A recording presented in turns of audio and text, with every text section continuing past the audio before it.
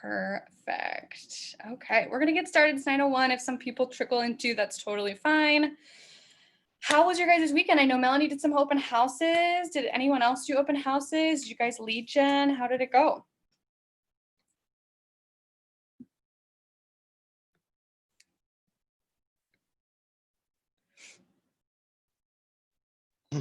I was supposed to have a listing, but it got pushed back until next weekend. So it's all right. I get the whole CMA I'll put up together. So that was my first CMA to figure out how to do that. So and then I cross-checked it with a couple other agents in the office, and then we had the same numbers. So that was good.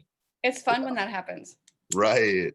You're like, okay, I know what I'm doing. I love it. Yep. Good.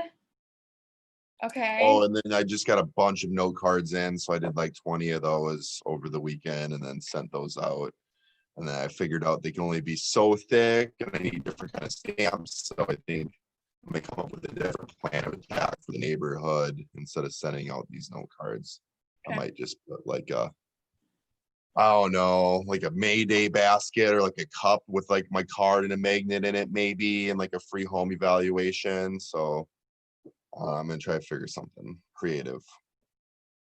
Yeah, I've done Mayday baskets in the past too. I didn't do them this year, but it was a huge hit. I think like the people who had kids absolutely loved it, and just got like little thank yous from it and whatnot. And then I think for Halloween too, we'll be doing some little baskets to past clients and maybe current future clients too. So that'll be fun. There's always something to do, right? You can always figure out 4th of July. You can do sunscreen. You can do little sparklers for kids, but always something to do. Awesome. Anyone else had a good weekend? Have any good success stories, stuff like that?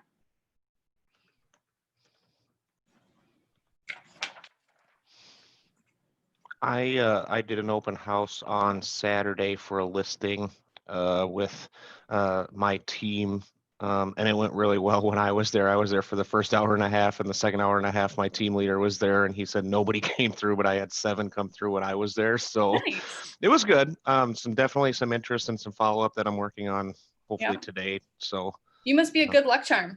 I must be something like that. I don't know. You got to keep that up. I love it when people start to come in, or then you're like, okay, I spent 2 hours and no one came, but that's okay. I got a ton of stuff done. And then sometimes like the last 30 minutes, people just flood in. You're like, I'll take it. Mm-hmm. I will absolutely take it.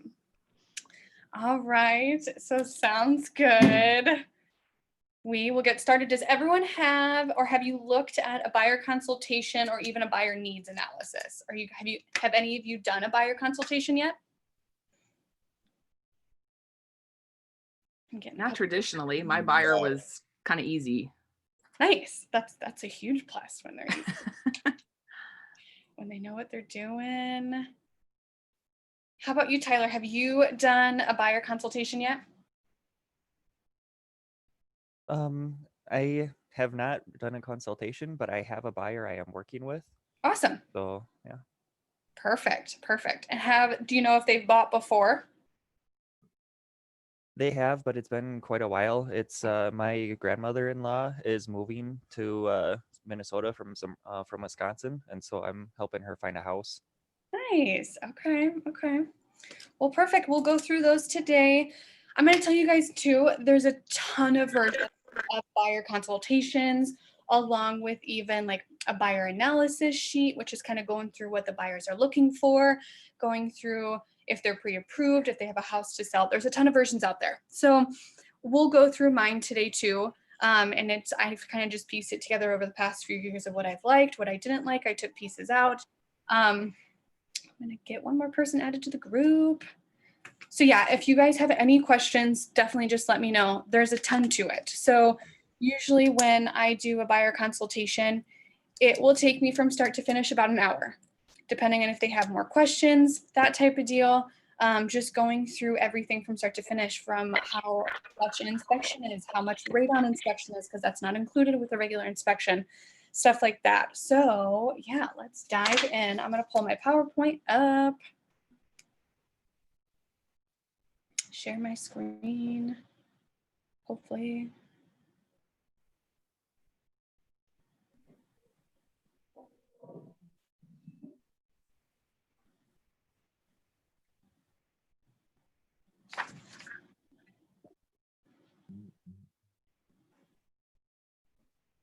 Okay, 1 second here, make sure everyone's included.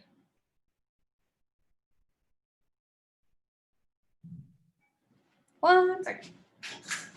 Lauren.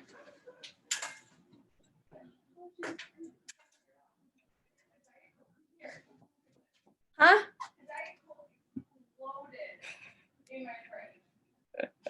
We're trying to figure out how to share my screen. If anyone wants to tell me how to do it, that'd be great.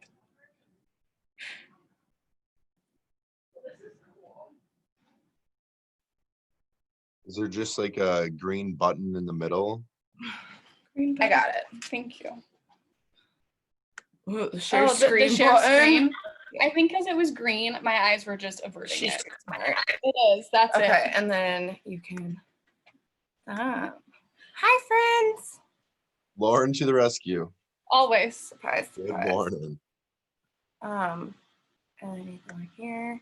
Okay. And Check. Got it. Thank you.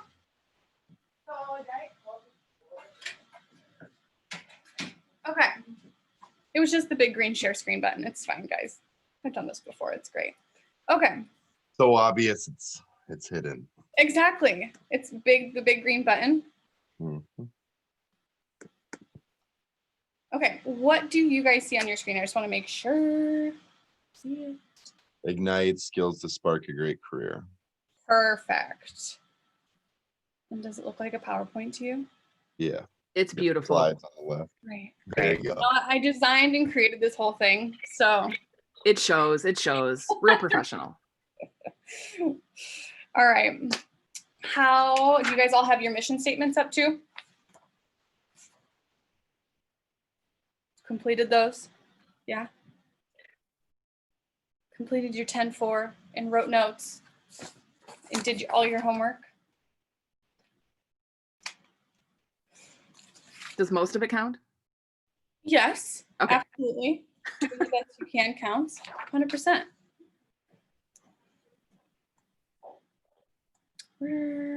Did all of you guys add 10 contacts, talked to 10 people, wrote 10 notes?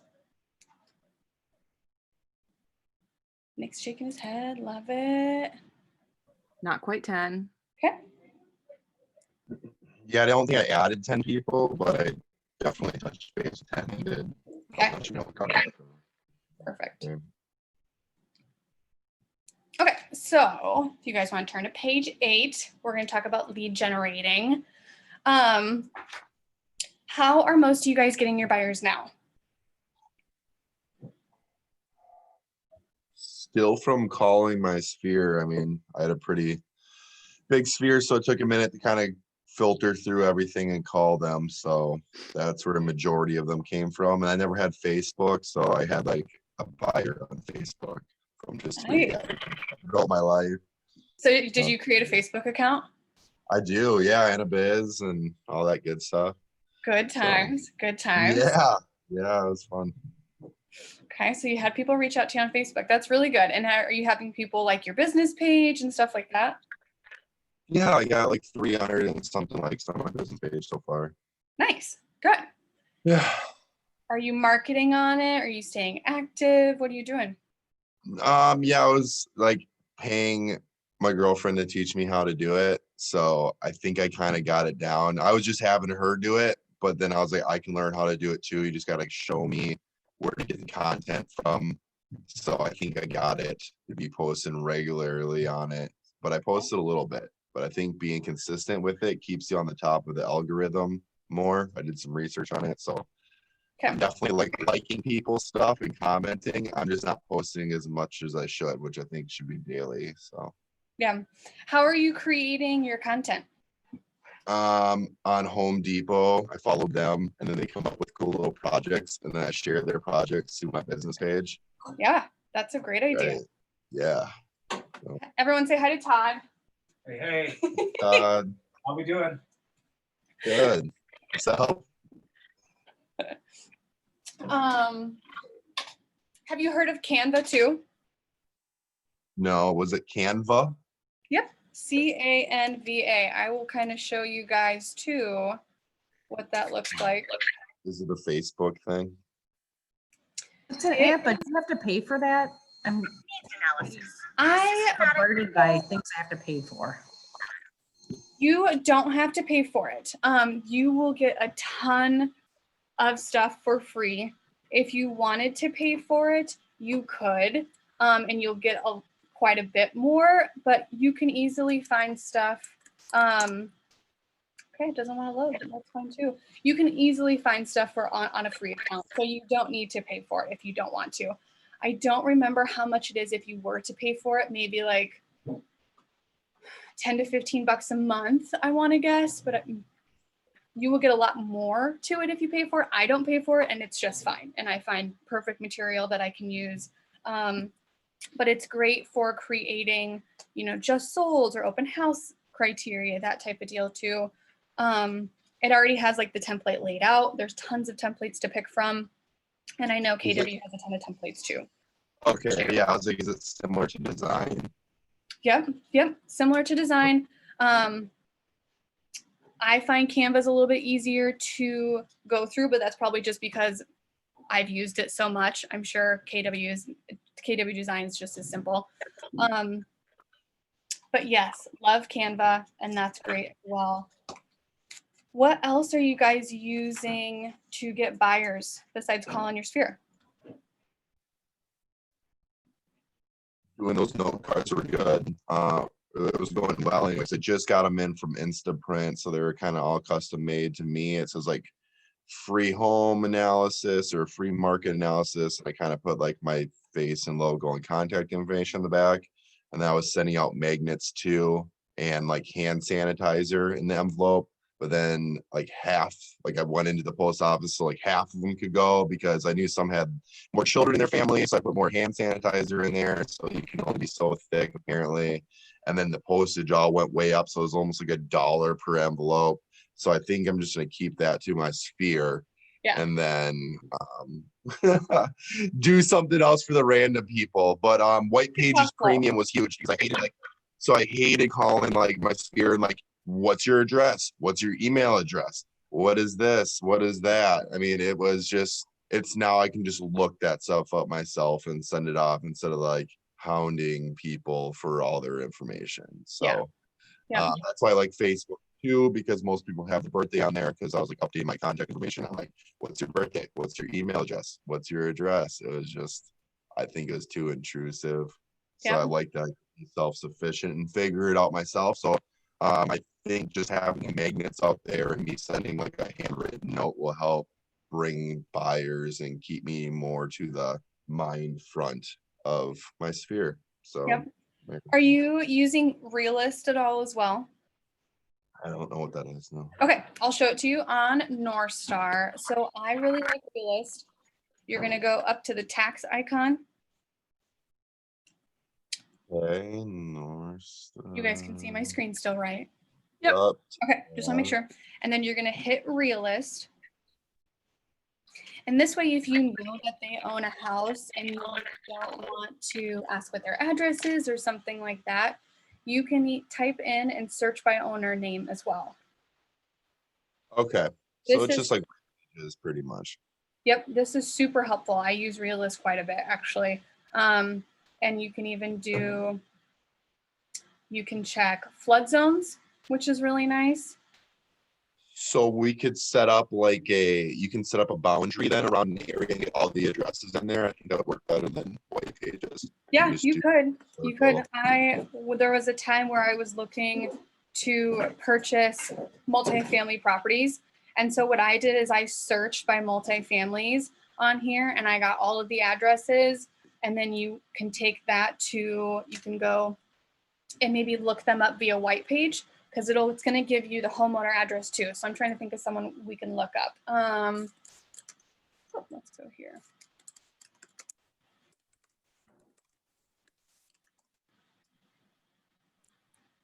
This is going to be Lauren's listing, if I can find it.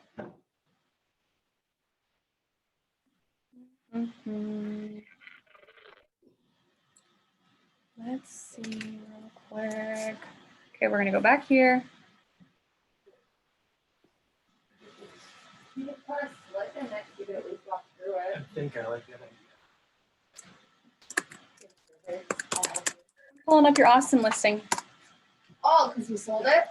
Well, that, and I'm giving them an example of what realist will be like. But that needs to go away. How do I get that to go? There we go. Your scissors sucks. Okay, so copy and paste. You guys, I'm in a class.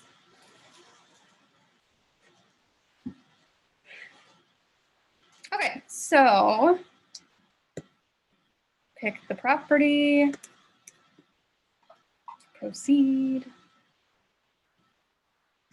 maybe.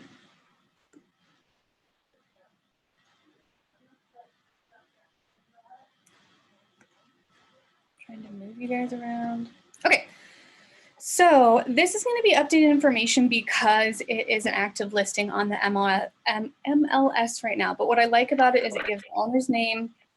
It's going to give the parcel ID number, so that way you can go and check if there's any assessments on the property, anything like that. And you find that in the tax records, right? The assessments, you go Yeah, to the county website. If I you just click- did that. For my Yeah, business. yeah. If you click this PID number, it's going to take you to the county website. It should. Do you find this site more informational than the Beacon? I haven't used Beacon. I'm guessing it could be very similar to it. It's going to be probably your preference, right, on which you prefer.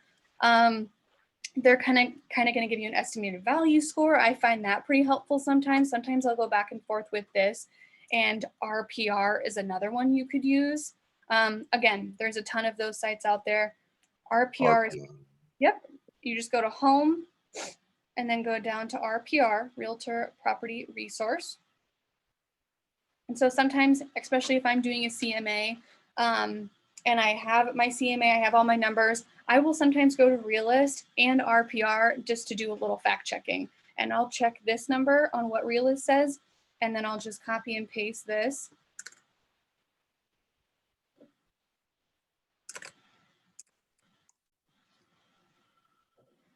I don't want to get too much into this, but this one also will give an estimated value of 245. So it's currently listed at 230. It's nice to kind of toggle back and forth between those. Yeah, cool. Hopefully there's So- just a bidding war and it goes up. Yeah, exactly right. Okay, so let me go back to the PowerPoint. So when it's asking me to log into that RPR and it's asking for a password, just curious, where, I mean, obviously it's not my Northstar password, so which one are they asking for? Oh, good question. It's been a long time since I've had to log into it. That would probably be a question for Sean over at CMAR. You could send him a quick email and ask him, I'm trying to get into RPR. What would be the best login? Because I would think you have free access to RPR being a member of Northstar. So I would email Sean just to confirm. Wish I knew the answer to that. That's a good question. Okay, so we have 20 minutes for calls and lead generating. And I would say one thing you guys could do is maybe set up your open houses for this weekend. That was a huge way that I got business when I first started out because we moved here. My husband's from here, but we moved here from a totally different state. So no one really knew me. And I had to drive up all my business myself. So what I did was I did a ton of open houses. I did 3 or 4 open houses each weekend and hit them hard, probably 1.5 to 2 hours for each open house. But I got picky on which open houses I wanted to do because I wanted to be in a price range that I knew went quick. And I wanted to be able to knock them out. So what I did is I went to, oh, someone trying to get in. Let's see. Tammy. Okay. So what I did is I would go to general, search general, active, and I knew I wanted to do them in Rochester. Sometime I would want to do them in Cassid. And I would go, you can either put in the listing office ID or you can put in listing office name. And this is going to show which properties in Rochester we have contingent inspected and active. And I would try and find ones, like this is a great price range. 189.9, 7th Ave Southeast in Rochester. Really good price range to do an open house on. Because those are going pretty quick. I wouldn't do the contingent inspection ones. Here's Lauren's listing you guys could do an open house on. And I try and pick ones that haven't been on the market for very long too, because that way the interest is highest when it hasn't been on the market for very long. And hopefully you're going to get some buyers in your open house. So I will give you guys 20 minutes here to make some calls, do some notes, lead gen, maybe schedule some open houses for the weekend. And we will reconvene in 20 minutes. Does anyone have any questions? Sounds good. Okay. I do. So I'm just curious, I'm going to find open houses, and you're just asking whoever has the house, can I do an open house on your place? Yep. So let's say I wanted to do one on Todd's listing. I would literally just text Todd and say, hey, I saw your house on 11 1/4 Street Southwest. Is there any way I can do an open house on Saturday from 1 to 2? Yes. I guess makes sense. Don't wait for That people. one's available. This one right here, available for this weekend. But yeah, just I would pick which ones you guys want to do and feel free to text the agent and say, I would love to do an open house this weekend. Here are the times I can do it. I'm sure this is true, but you can only do it with a Keller Williams listing, correct? Yes and no. I will say I've done ones for other people that we haven't been in our office. It's up to the agent if they're going to let you do it or not. And I would say, you could check with Jackie, and our broker, and see if she's going to have any issues with it. I think as long as our sign is out there, our Keller Williams open house sign, and they understand that you are not representing the seller, that you're there for a Keller Williams agent, trying to sell the house, but also get a buyer for the house, you could. But again, double check with our broker, Jackie, because we want to be ethical. But yeah, I've held them open before for agents that aren't in our office. Great question. So if you guys don't have any other questions, we're going to take the 20 minutes. Maybe follow up with open house leads you've had this weekend or leads that you've needed to keep in contact with. You could even, I've seen, as far as writing notes, I don't know about you guys, but I've seen a ton of baby announcements on Facebook lately. So you could even write a couple of notes to congratulate them. Maybe even get them like a little present and with a note and drop it off at their doorstep if you wanted to. Notes are a little bit easier and more cost effective if you wanted to keep costs low. But yeah, if you guys don't have any questions, I'm going to give you 20 minutes here. Are we good? No other questions? All right, 20 minutes is starting now.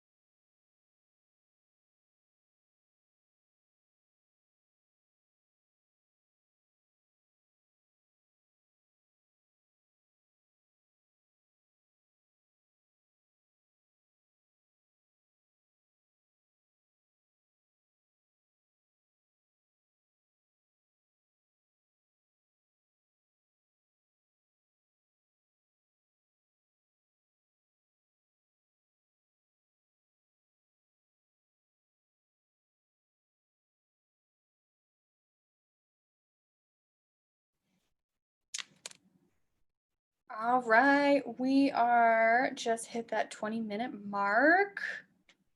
If you guys want to turn your cameras back on, thank you, thank you, thank you, thank you. How did it go?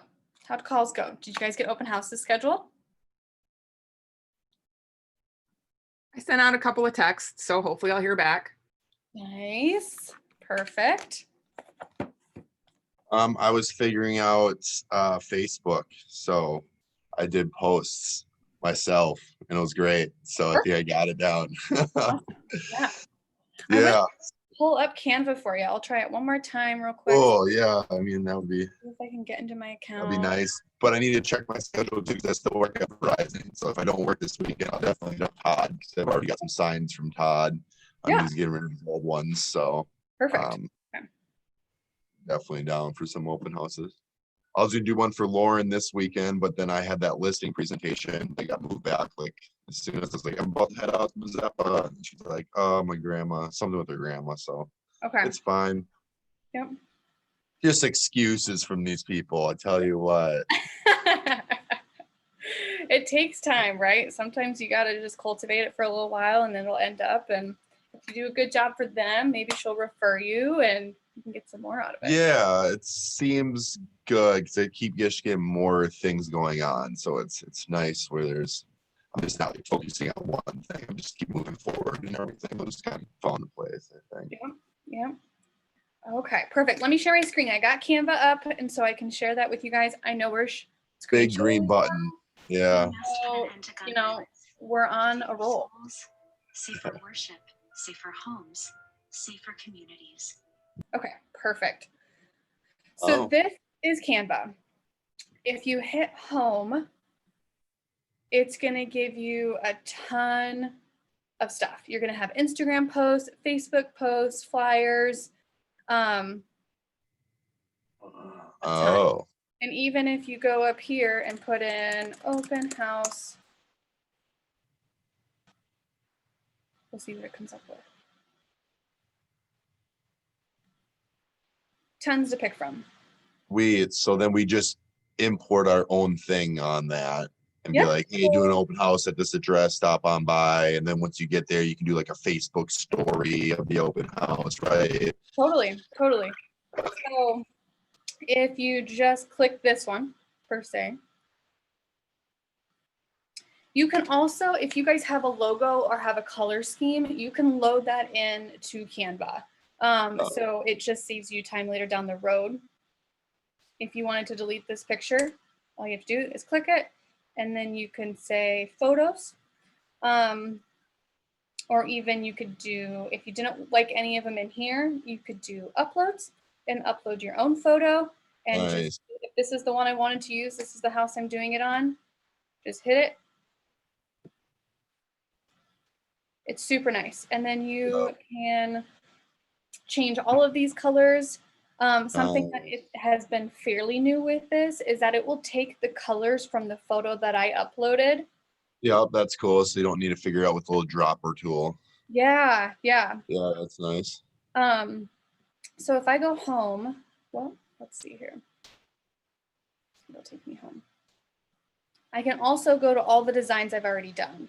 So these are all the ones, and you can even get like a little graphic with it and put in little moving arrows and that type of stuff. There's so much you can do in Canva, and you don't have to pay for it. There's going to be stuff that isn't free, and it'll tell you that when you go to either download it, it'll ask you to pay for it, and that's going to be in the right-hand side. So if I go home, I'll kind of show you just real quick where it would want for you to pay something, maybe here.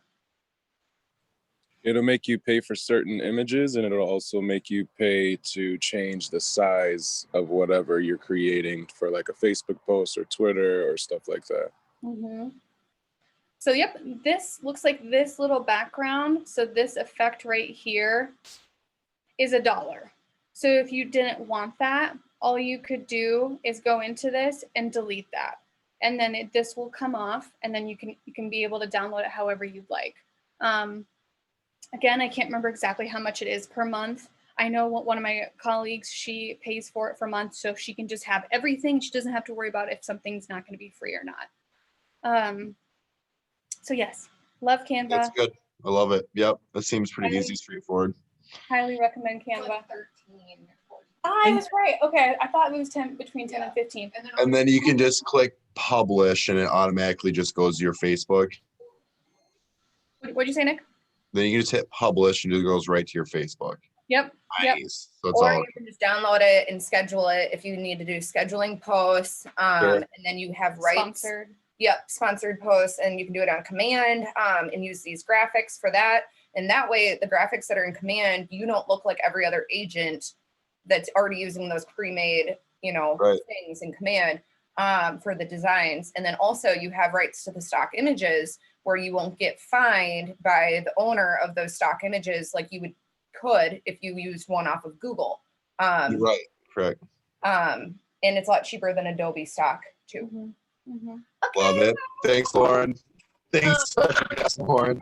11 today. Okay, bye. So you can download stuff from here and use it in command. Yep. And you can probably do that too. And then also something that I really like is if you go back home on Canva, you know how Instagram is going to post differently than Facebook. Instagram's going to be a square versus Facebook. You can kind of post anything and it'll work. They have specific Instagram posts as well.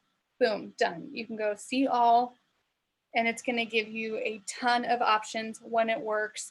It's going to give you a ton of options on what you can do with that. So yes, highly recommend in Canva. Getting back to it, I will show you guys.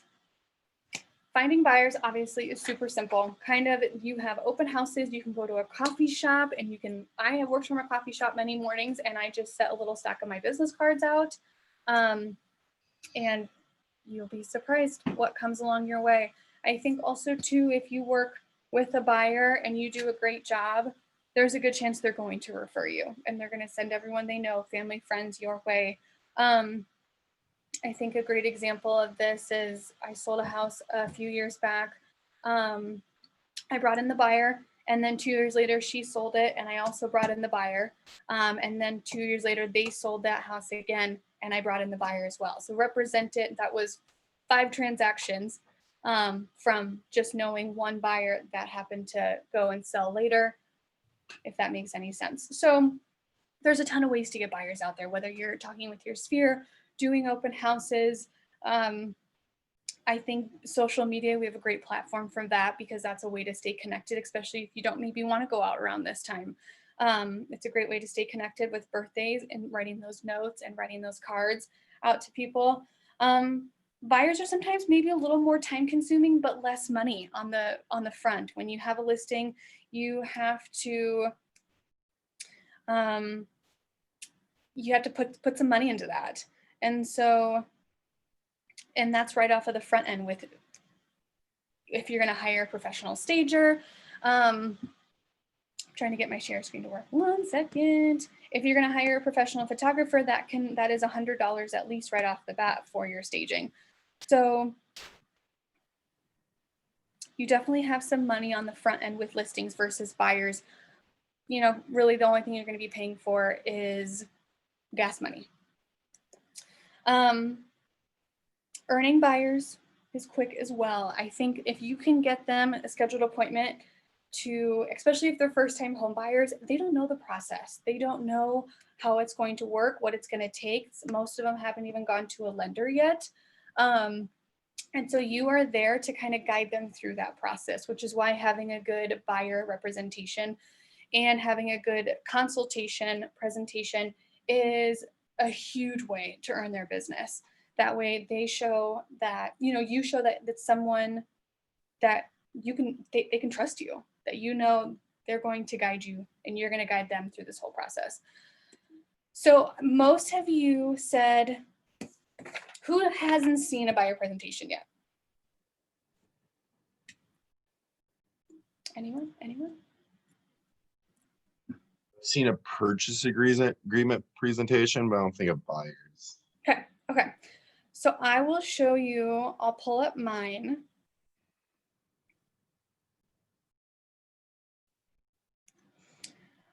So I have 2 folders. I have one for buyer docs and I have another for seller docs. We'll go over the buyer docs today. We'll start with the presentation.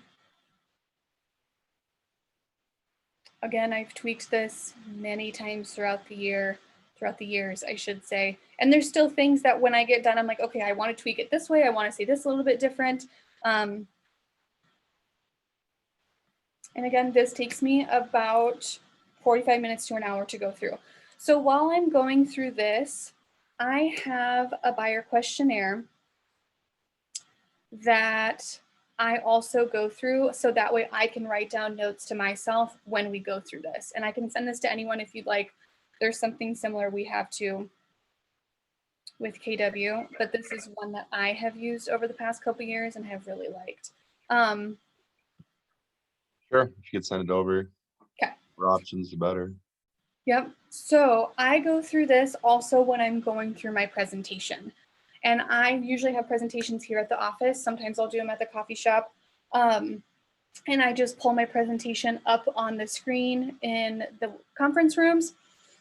And I will have this printed out and go through all of it. I will pre-fill these out for what I usually know. I'll usually already have their names, sometimes their phone number and their emails. But as we go through, we have must-have features, disliked features. If something that they're like, we absolutely want no carpet, we don't like 2 stories, I will put that in there. Have they been pre-approved? Have you bought a house before? What type of property they're looking for? I love this. This is my little check sheet. I have it with every client. I will save the bottom portion till about the end, because by the end, they have trusted me a little bit more. And I say, you know, I do like to get to know my clients. And so I'm going to ask you a couple questions. If you don't want to answer them, that's totally fine. And I will ask, like, you know, if you guys have any children, what their names are, what their birthdays are, if they're married, if they have an anniversary, any hobbies that they like to do, favorite drink. It doesn't have to be alcoholic by any means if they don't drink, and any pets and favorite restaurant. And this also gives me, for when closing comes, it gives me a couple ideas for what I want to get for their closing gift. A lot of the times, when you write an offer to closing, that's 30 to 45 days out, and you kind of forget. You were talking so much about the transaction, about the house, you kind of forget their hobbies and their drinks and that type of deal. So I like to revisit this and go back to it and see, like, okay, perfect. I'm going to have a closing gift. You know, their favorite drink is whiskey. I'm going to get them a bottle of whiskey and maybe a couple little home good gifts. So going back to, got to find that PowerPoint.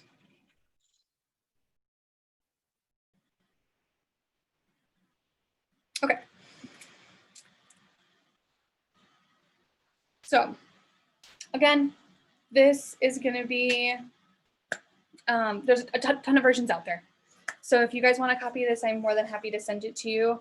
I just say a few things we're going to go through today is finding your perfect home, preparing to buy, what that process looks like, how the home search is going to go with appointments and everything that's included with making an offer, how to get to closing, and then moving in, which is the best day, right? My I would main, love that PowerPoint. Thanks. what was that? I would love that PowerPoint. Thank you. Yeah, absolutely. No problem. My main focus is education. So if any point along the way you guys have questions, because this is a big purchase, probably one of the biggest purchases you'll ever make, just let me know if you have any questions. I'm here to advise you on your options and educate you to protect you, basically. And that way you guys know exactly what decision is going to be best for you.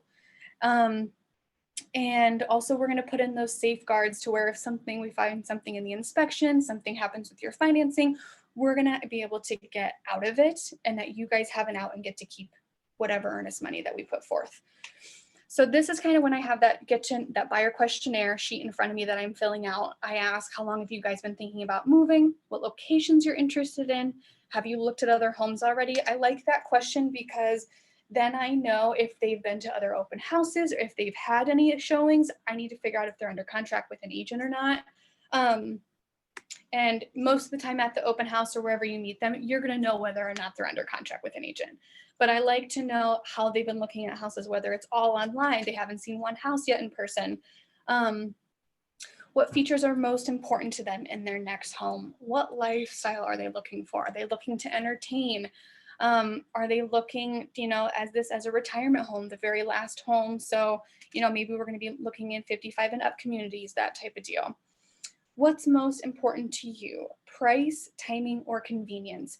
And I will write down whatever their answer is. And the reason I like that too is because later, if we need to revisit that and say, remember when you guys told me convenience was most important to you, this is going to be the most convenient. I really like that one too. And so if price is what's most important to them, I will circle and write down price, and I will write the price range of what they absolutely want to stick under. And that way we know too, when we set up their portal, and as we set it up there, if their price range is 190, you may want to be looking in the 180s, because if houses are going fast, very quickly off the market and probably selling for maybe 5 or 10,000 over that 180 mark, it's going to be right in their budget of 190. So it's good to know. Have you been pre-approved for your mortgage? Oh, come on. When do you need to move by? Are we under a certain time constraint? Are you in a lease right now to where, your lease isn't going to be up till next March? So we have a couple months. If you saw the right house today, are you ready to buy? I like that one because it shows their motivation. If they say, yep, like if we saw this one, yep, I think we're ready to make a move. Well, we're still a couple months out. That way you can kind of put them, are they an A buyer? They're looking to move immediately. It's just a matter of finding the right one. B, maybe they're B buyer, they're a couple months out. Or C, they have something that, they need to sell their house in Wisconsin in order to move here. So it's going to be a bit of a transition. And they aren't ready to buy immediately. So preparing to buy, before they start looking at houses, it's always a suggestion and the best to go get pre-approved. To be honest, I will not show a buyer houses without at least knowing they're pre-approved. It is, and the one thing I say to them too is I would hate for them to fall in love with something that they can't afford. And that doesn't mean that they can't afford it, but getting pre-approved is going to be the first step to getting there, especially with how fast houses are flying off the market. They want to have their ducks in a row, and the very first duck to get in the row is getting pre-approved. It narrows your search so you know what price range to shop in, what you're most comfortable with. Their lender's going to give them a price scenario. So here's what your payment will be at 150. Here's what your payment will be at 180. And here's what it will be at 210. Are you guys comfortable with all those ranges? Do you want to stick in that 180 mark? And I highly recommend getting at least 2 to 3 lenders' opinions. That way you're getting the best rate, you're getting the best mortgage package, and you trust your loan officer that when we need something, if we need something, they're going to get to us on the weekend. There's a lot of lenders that don't work the weekend. And there's a lot of houses that sell on the weekend. So we need a lender that's going to work the weekend.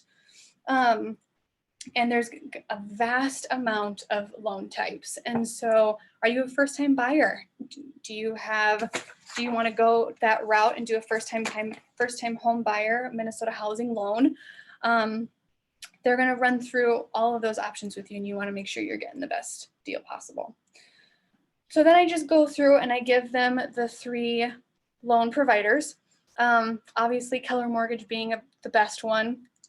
The one thing with Keller Mortgage is that if your clients want to meet with them in person, they're unfortunately not going to be able to do that because they're all over the phone and they're all via email. However, they are super quick in response time. And a lot of this stuff, especially being 2020, a lot of people don't want to meet. A lot of people don't have to meet. They're fine with doing it all online or over the phone. And the one advantage of Keller Mortgage is that not every other buyer has it. You have to be working with a rep with Keller Williams. A realtor with Keller Williams. And I just say, there's 0 origination fees, lending fees. You get $1,000 back at closing for any loans over $150,000. So it's worth checking out if the numbers don't make sense. That's 100% understandable. However, I heard that Keller Mortgage will beat out a lot of the other competitions. Obviously not obligated to use any lender who pre-approves them. And then something I will say too is I'll email you the lenders. If you'd like me to have the lenders reach out to you, I can absolutely do that too. That way the process gets started. A lot of the times buyers aren't going to have a problem with that. If they're motivated and ready to go, They're going to say, yes, have the lender reach out to us. We'd love to.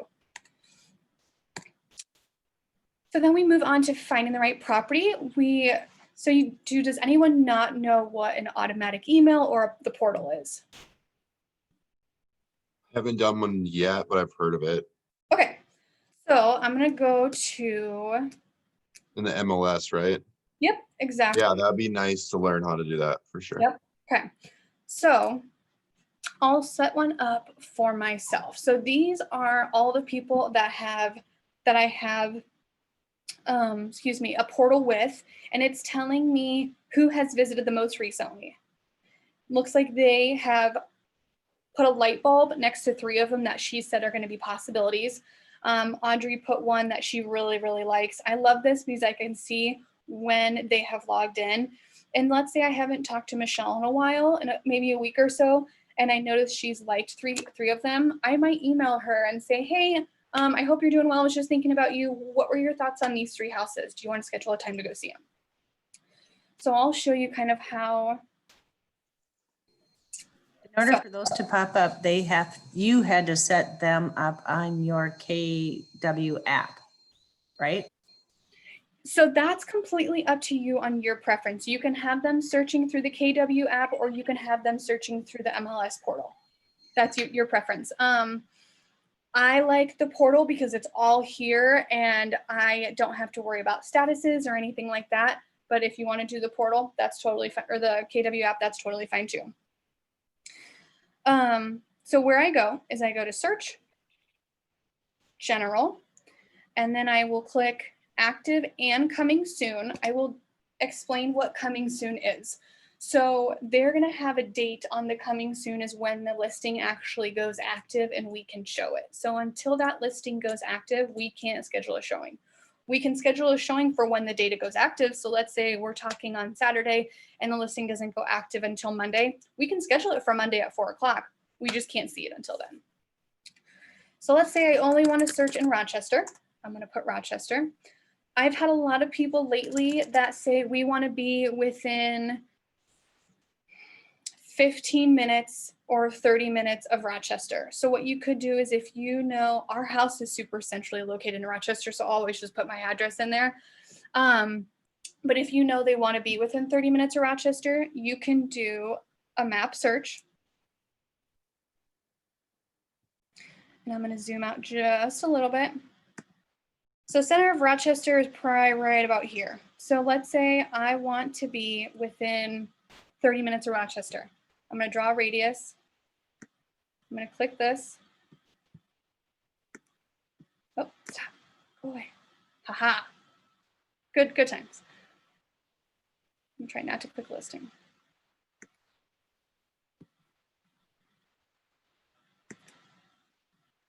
And so if I want to be within 30 minutes of Rochester, I will probably go out about 25 miles, knowing that it's going to minute take a mile. Yes. Yep. So you can go out, you can keep going. About 25. This is a little bit slower of a way to do it. If you have an address that's centrally located, that can be a little bit quicker too. 25. Close enough. So I'm going to zoom out.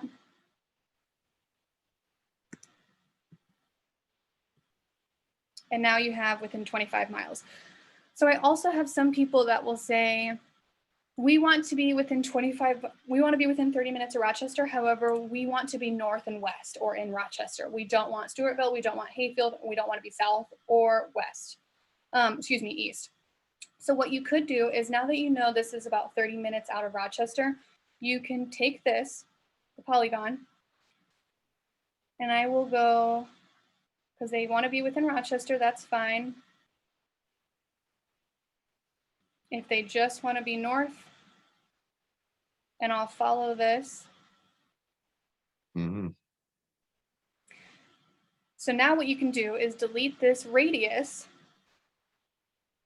and you have in Rochester, north and west. And What button did you click to delete the radius? So you're going to have a little red circle, and it was right in the middle here where I did the radius. Yep. And you're going to go over and hit delete shape. Yep. Okay. Cool. Yep. So I really like that too, because I've had clients that don't want to do South, or they don't want to do Byron, they don't want to do whatever. So this has been really nice to draw that, but they want to be within 30 to 45 minutes of Rochester. So now I'm going to go back to criteria. And it says map area selected, so that means it kept that polygon shape.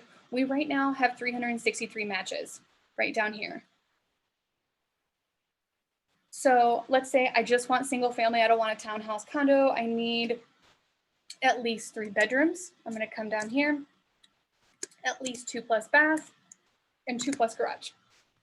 This number is going to keep getting smaller and smaller.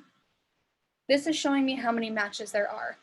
This number does include contingent inspection though. So once you pull up all the results, you'll be able to see what's actually active and what's contingent inspection. Let's say my budget is 200 to 275. You're going to go list price up here. And something you guys can do as well is if you wanted to scroll down, you can add, there are a ton of characteristics to add and remove. These are ones I've found to be most helpful. So if I know Todd has it listed, I can search the listing agent is Todd Whiting. If they absolutely want a fireplace, I can put that in too. So one place, what else has been really helpful is garages. There's a lot of people that are like, I absolutely want attached garage. Is that going to be a deal breaker for you? Yes, it is. Okay, so then we go and we put attached garage. You're going to find where to add these additional fields, add or remove. And that way you can search all of these. There's a ton of stuff to put. So once you add it into selected fields, you never have to add it again. It's just going to be right. Do you want me to go back? Yeah, real quick. Okay, you're good. No worries. And then you can scroll down a little bit. Okay. Oh, on the right. On the right. Yeah, there you go. Yep. Going, there we go. Sweet, thank you. Absolutely. So I found that to be super helpful. One thing I would mention to buyers who I say, we absolutely want a fenced in backyard. What I will say back to that is I said, I can put that in. However, if the listing agent or the agent representing the seller missed that and didn't put it in the MLS, Right. it's not going to come up on the portal. Are you up for just including all of the properties and then you can recycle the ones that you really don't want? Perfect. I would rather have more of options and recycle versus missing the perfect house for you. Okay, so any questions on the criteria part of this? It's looking good. Okay, all single family. Sometimes they want maybe, let's say I want a bigger lot, I'll say 0.25 of an acre plus. Gotcha. Now I only have 12 matches. So then we're going to go to results.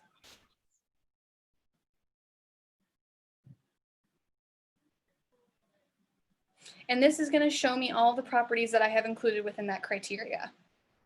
And you're obviously going to have your contingent inspections. So now if you want to set your clients up on a portal specific to this, you're going to scroll all the way to the bottom and you're going to do save,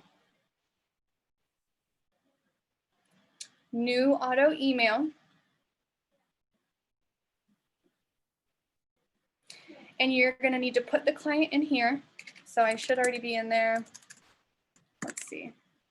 Come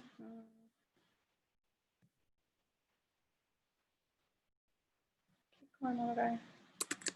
Yep, here I am. And for the subject, I usually just put house hunting. If maybe that's an investor and they're looking for duplexes, you could put duplex update. You could put something like that. You can get creative. I usually just put house hunting. And then you can change the salutation if you'd like, which is how it first emails them and starts the email.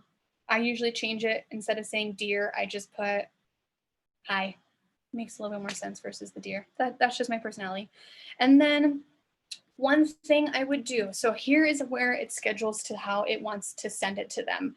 With how the market is going and how quick things are flying off the market, you are going to want to put ASAP. So as soon as something comes on versus it sends it to them once in the morning, on Monday, Tuesday, and through Saturday.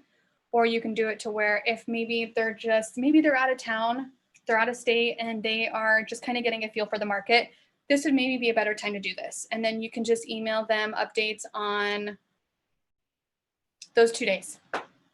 Or if you want to do 3 days. But however, if they're looking, I almost always do ASAP. So what you could do is just click ASAP. This way, as soon as something comes on, as soon as a price reduction happens, they get emailed immediately on this. And then you just hit save, and that will save it. Once you hit save, it sends them the welcome email. I would text them or call them just to confirm that they got it, because sometimes it's going to land in the junk email. So I'll just say, hey, I just sent you the invite to the portal. Let me know if you didn't get it. Gotcha. Then they fill something out and then they get all the criteria. Yep. So this doesn't Yep. automatically. And then when you do create new contact, what do you put in for title, or do you not just put anything in there? Because that's what I seen. I was doing my first person. Yeah, Nope. I thought it made me do a title. Nope, you're good. I just usually I'll put in first name, last name, and then the email addresses. If it's a Okay. couple, I can I'll say like, yep, I already did this, and then I will put both of their emails separated by a comma in there. Gotcha. All right, perfect. That's what it says. Awesome. Thank you. Yeah, absolutely. Okay, so then to check all your auto emails, you go to My Matrix, Auto Emails. And this is going to have the last time they visited the portal. As soon as, so the reason this one is disabled, or the reason it's red, is because they just went under contract. And so what I did is I went here and I disabled their portal because I don't want listings being sent to them anymore. No more looking. They're under contract. So once it closes, you could go in and delete it altogether if you wanted to. The reason I would say to hold off on deleting the portal is that way if for something happens and the contract falls through, you guys canceled an inspection, something like that, you can go in and put it back up easy versus having to do a whole new search for them. Quick question. Would you leave them in your portal even after, yes. Would you leave them in your portal even after they found a home just because this is another contact source? You can leave, I don't leave them in my auto emails. So I have all my contacts in command. So that's where I would leave them. And if you have it in command, you'll always have their email, especially if you email them back and forth in your email. You should have them in your phone as a contact. To me, I would just delete them out of the auto emails. However, they will always stay in your contacts. So keep this clean. Okay, got it. Yep. Do you put them in there, or that's just when you're sending them stuff, then you put them in there, or when you have to do a CMA, you put them in there? You don't take them from command every once in a while and put them over there for future reference? I don't. And to be Redundant. honest, sometimes with the CMA, I won't even put them in. Okay. Like I will usually, I know I do it a little bit different. Again, everyone does, and there's tons of ways to do it. I save my CMAs right here. And so with this one, I saved it by their last names, and then we go through it because I like going through it with them in person. If you want to send them a link, you certainly could. And what you would do is you would this checks all of them, especially because I just did a market analysis where we weren't going to meet back up. They're out till spring. I know they were working on the weekend. And so I sent them an email with these listings. And what I did is you can check all of them, and you can either hit email and you can type your message here. The reason I like this option is because you can see when they open the email. If maybe you're not super worried about that, you can hit cancel. And if you just want to send them a link to where they click this, they click the link and all of these pop up, you can do it a little bit differently. You still go to email, but instead of filling this out, you go to preview. And then you take this link, copy it, and put that in the email. However, you're not going to get a notification when they click that link. Gotcha. So it's kind of your preference. You can delete that.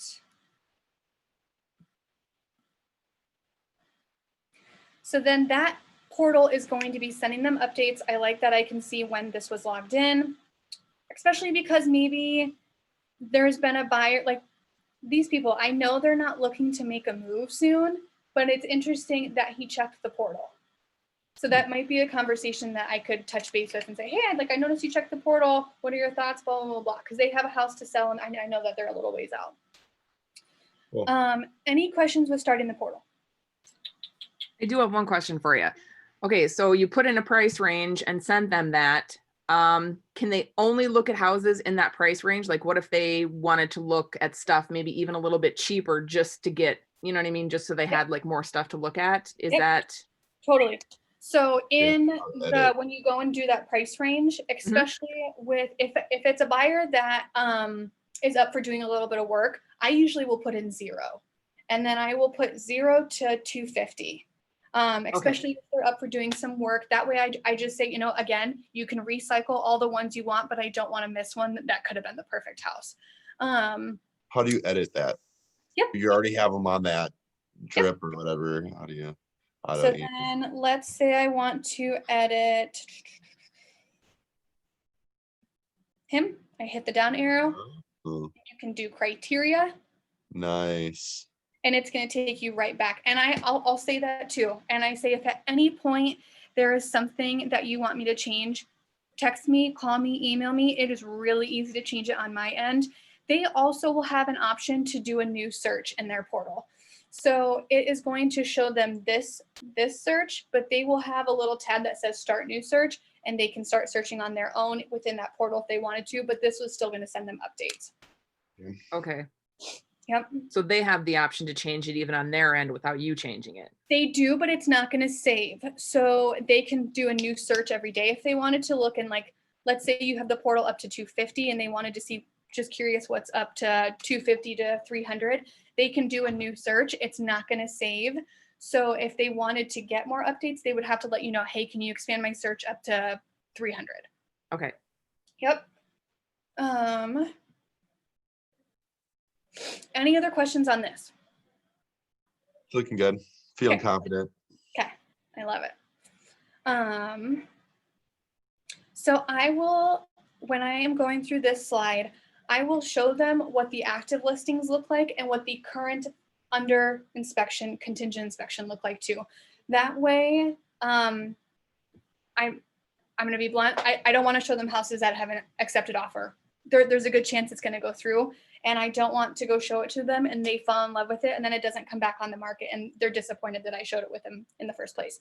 So I just say try and focus on ones that are active. If there is one that you absolutely love that is contingent inspection, I will reach out to the agent and see how things are going. Sometimes it will come back on the market. There's a good chance it's not going to come back just with the market that we're in.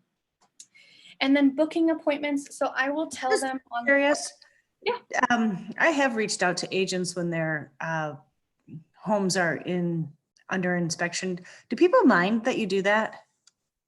No, I don't think so. I think if anything, I would just say, hey, I have some buyers that are really interested in this. How is the inspection going?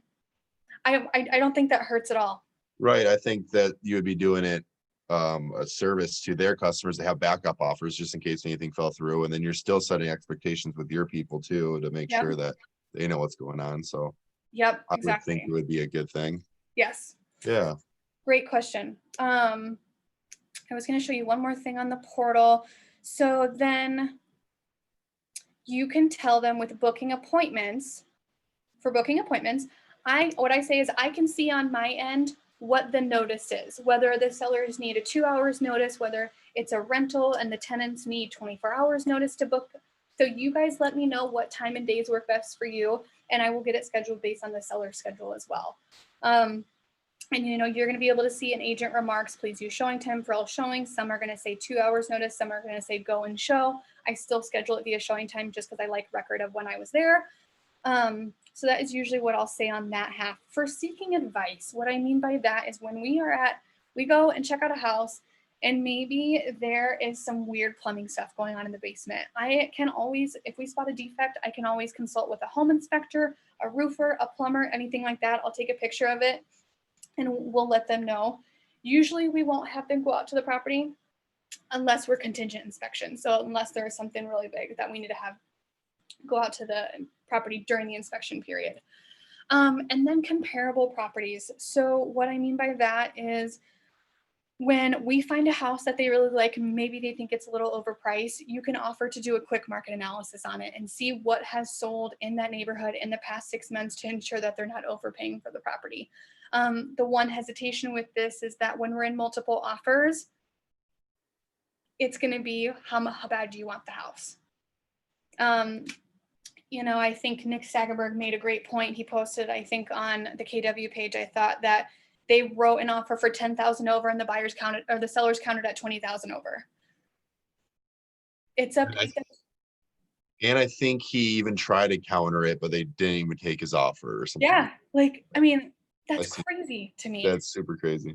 So I want to know that you guys aren't overpaying for the property. However, it depends on how long you plan on living there. Do you plan on living there 2 years to where you really want to make sure you don't overpay for the property? So that way, when the time goes to sell, you're going to be able to have some wiggle room.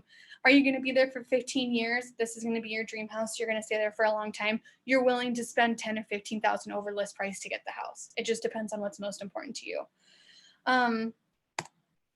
So protect your bargaining chips. The biggest thing I just say about this is when you're going through open house or when you're having casual conversations, just mum's the word. We want to make sure that when you guys go put in an offer that we have all your bargaining chips as close to you as possible. The agents that are in the open houses are working on behalf of the sellers. So I want to make sure your price, terms, motivation all stays between us.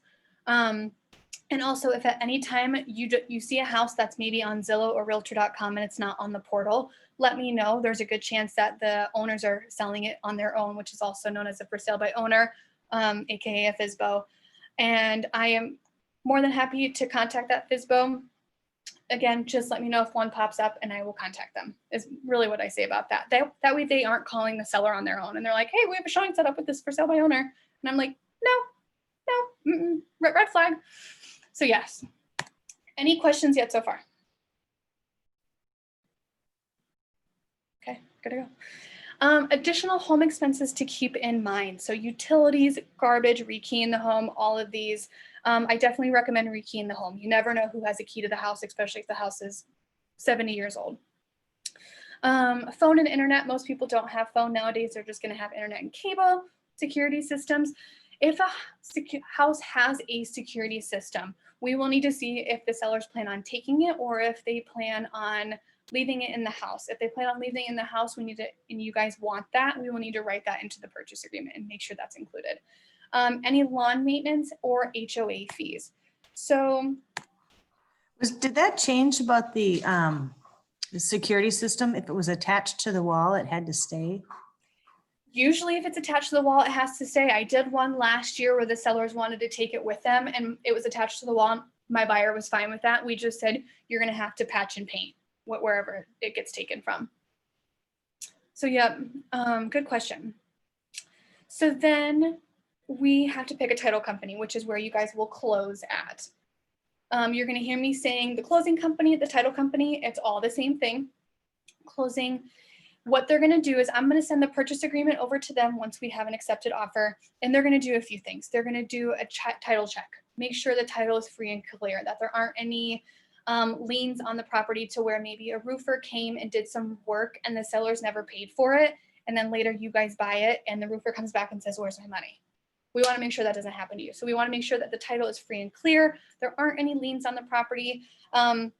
And title is also going to do a check to make sure that maybe the neighbor's shed isn't on your property, that there aren't any encroachments or boundaries on your property.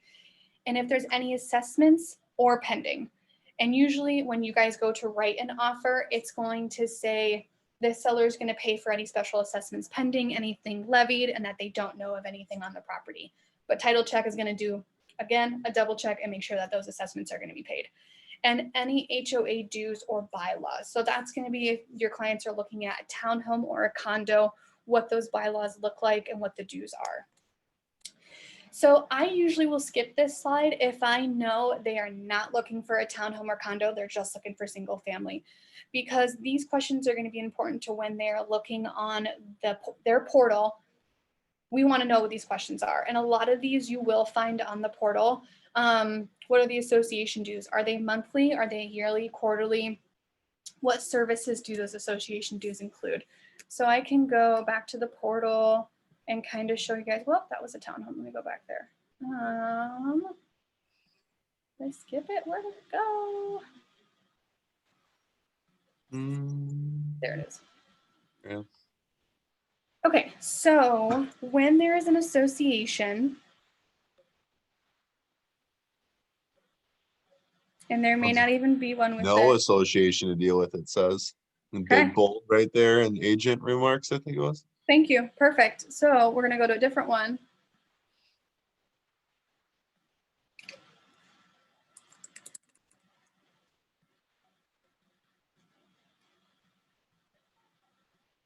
Your clients will be able to see this on their end too. So, oh, perfect. Elton Hills.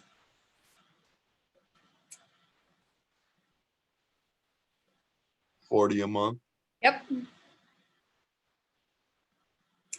So usually it's going to say that down here as well. Association fee.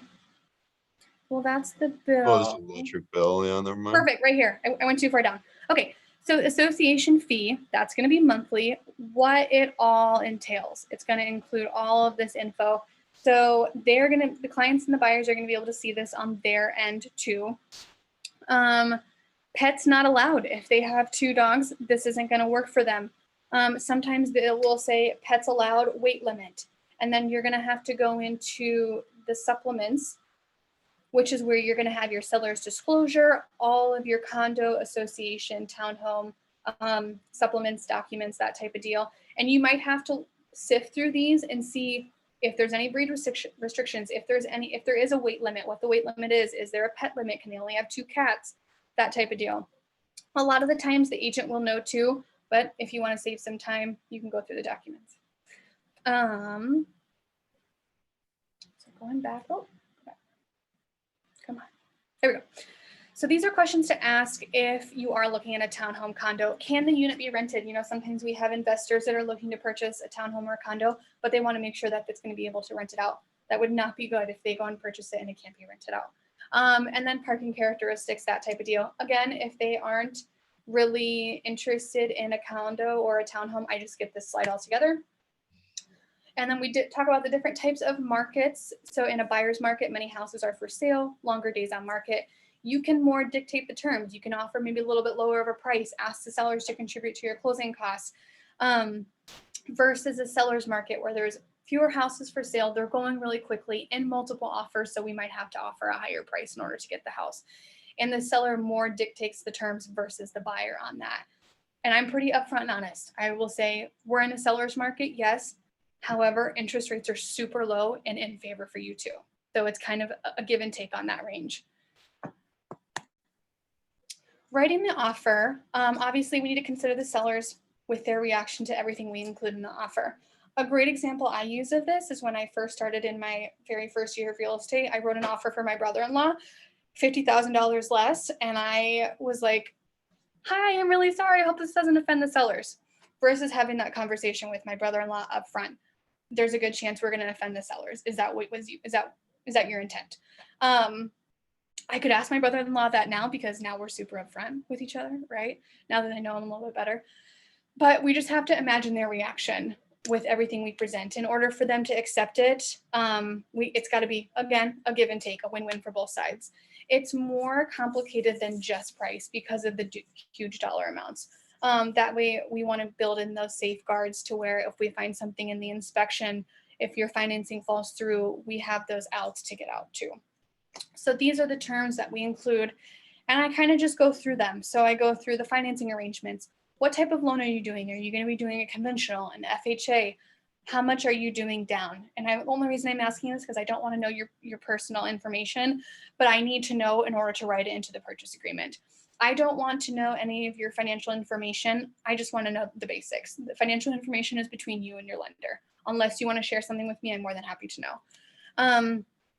Earnest money. So what I say about earnest money is it's kind of like a mini down payment in that when you go to rent, you put in a little deposit when you go to rent your house and you get that deposit back when you are done renting, as long as the property is still in good shape. It's kind of like that. You put this good faith money up front. Here's $2,000 that the listing broker gets to hold in their account, saying this is how serious we are about buying the house. We're going to give you a little bit of money up front. That does roll back into your down payment or your closing costs. So you do get that back at closing. If we have the offer contingent upon an inspection and we find anything in the inspection that you want to back out for, you will get that $2,000 earnest money back. If your financing falls through and we have it written in the purchase agreement as so, you will get that earnest money back. One way you would not get that earnest money back is, let's say 2 days till closing, your grandparents decide they want to sell their farm. That's the house you've always wanted. So you want to get out of this purchase agreement. The sellers might ask or might require you to give them and forfeit that $2,000 earnest money for all of the time that they spent on the market that their house was sold. And they're going to now have to put it back on the market and get it resold. That will be one way you could lose your earnest money. And then appliances and personal property included. So there's going to be, again, take them back to the wonderful MLS. And there's going to be a part that says appliances included: range, microwave, dishwasher, refrigerator. If there is anything in there that you want to add, such as a tractor, or you want to add the washer and dryer, we can certainly do that. Personal property such as tractors and that type of deal are going to have to go on a separate document, and that's called a personal property addendum. And really that's between the buyers and the sellers on how they want to handle that. You can write it up, but personal property cannot be included in the purchase agreement. The lender will flag that and have some issues with that. If you guys ever have questions on what's personal property and what's not, let one of us know too. We're happy to help you. I just did one for a tractor and a riding lawnmower, and we just put it on a personal property addendum. The seller said they would sell it to them for $1. Perfect, that's fine, we'll do that. And then who pays what for closing costs? So there's a part in the purchase agreement or the offer that you can ask sellers to contribute to your closing costs. That is, again, completely your preference and what is worked best with you in the loan. Some buyers need those closing costs paid for. Some buyers can pay for them on their own. Keep in mind, sellers are going to have their own closing costs to pay for. Your closing costs will range about 3 to 4%. Sellers are going to be about 1 to 2%, so a little less. And that's completely negotiable. And I will reiterate that throughout this PowerPoint, is I will say, real estate, you will find a lot of this is going to be 100% negotiable. And inspections, repairs, or required. So we are going to have an inspection if you guys choose to. I highly recommend having it contingent upon inspection. There's going to be certain situations where you get into multiple offers. And one thing you could do if you're comfortable with it is waiving the inspection. It's not something I recommend. That leaves a liability out there. However, it could be the winning piece, the winning chip against the other offer not getting accepted, against your offer getting accepted.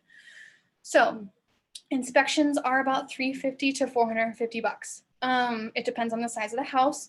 That does not include radon. Radon can range anywhere from $100 to $150 additional. It's up to you if you want to test for radon. I have some buyers that could care less about it. I have some buyers that, yep, we're testing for radon in every single house that we buy. Okay, perfect, sounds good. If they ask about what radon is, and sometimes I will ask you, are you familiar with radon? Some will say no. Say, okay, it's a gas that comes up from the ground. You can't smell it, you can't see it. It's the second leading cause of lung cancer. It's completely up to you if you want to test for it. Spots are all different over Rochester. I didn't do a radon test when we bought our house. We tested afterwards and it was fine. But if it's completely up to buyer's preference on if they want to test for radon. Some people are worried about it, some people are not. Possessions included. So that's going to be, again, back to the appliances. And also if there's anything else that they want to include. Do they want to include any couches or anything like that? And then terms of cancellation. So we want to make sure right there, we'll build in those safeguards. If we find anything in the inspection, you get to cancel. If your financing falls through, you get to cancel and we get you your earnest money back. and then possession date, which is the day that they close. And something I like to say too is you can withdraw your offer anytime before the seller accepts it, but once they accept it, it is a legal binding contract. Any questions? And then I just let them know what can happen after we put forth an offer. The seller can either accept it, refuse it, counter back with a different offer. There is no time limit, but keep in mind, time is of the essence. So the sellers don't have a certain amount of time to get back, and same with us, we don't have a certain amount of time to get back. However, if we don't get back to them, maybe they countered back our offer and we don't get back to them, they can decide to go and work with another offer, because until our offer is accepted, it's fair game. So we want to be courteous and just keep in mind that time is of the essence and get back to them in hopes that they do the same too. Tensions can get high, especially when we're dealing with such big dollar amounts. And so what I try and keep in mind and try and know with my clients that I try and remain objective throughout the whole. Give me 1 second. Inspector's calling me and I know what it's about. Hey, Larry. Good, good. Sorry, I haven't gotten back to you. I'm teaching in class.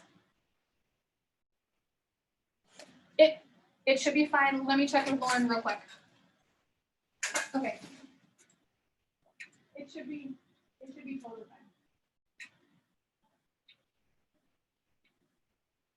Okay.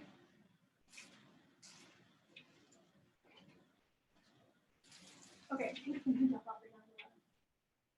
Okay, I just want to make sure. Okay, yep. Go ahead, Larry, and I'll text you the code. Where it is. Yeah, it is hanging on the hose reel left of the door. Yep. It's 0216. Okay, I'll text it to you. Thanks, Larry. Bye.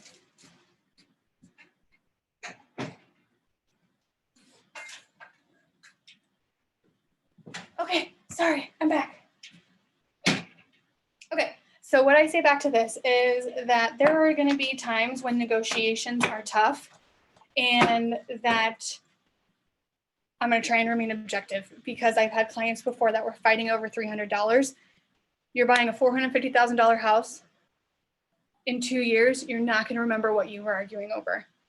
So let's try and remain objective, not get clouded with emotions. What's most important to you? Getting this house or getting the riding lawnmower? Okay, anyways. So once we get the offer accepted, the clock starts ticking and we have to coordinate everything else. I'm gonna send you guys reminders as we go along the way of what needs to get done. So once the offer gets accepted, I send the purchase agreement and also all the documents to the title company and the lender so they can get started on their end. The lender and the title company are both gonna contact you.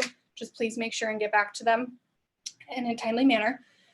Coordinate the inspection. So I have an email that I send out, and I can show it to you guys.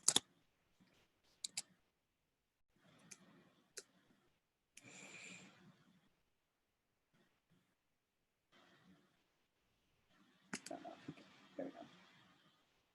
So I have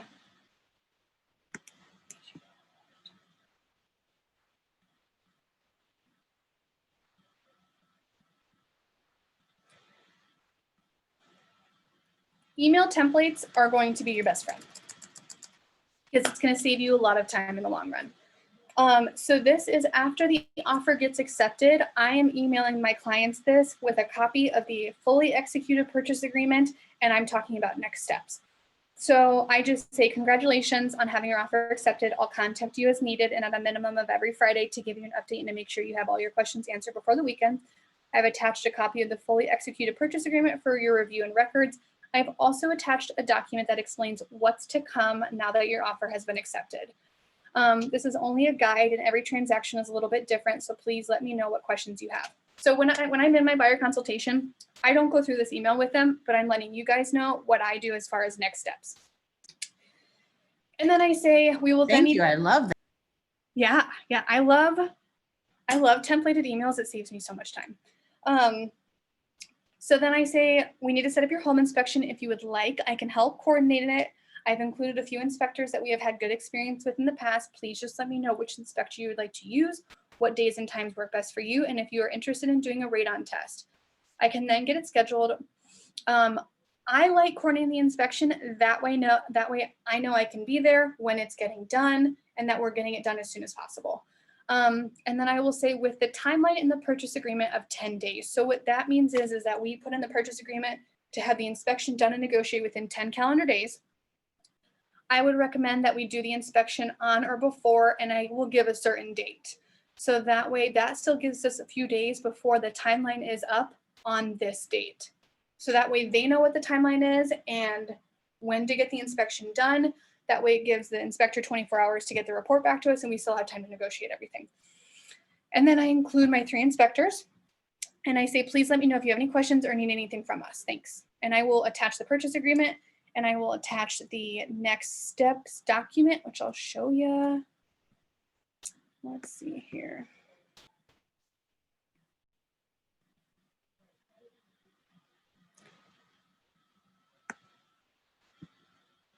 So this is kind of what that document looks like. It goes through a lot of stuff.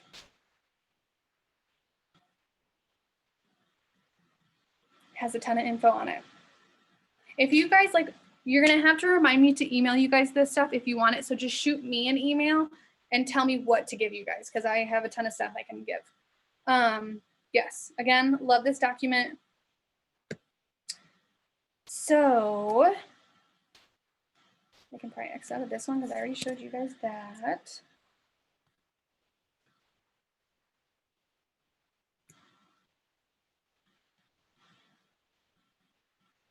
Put you back down here.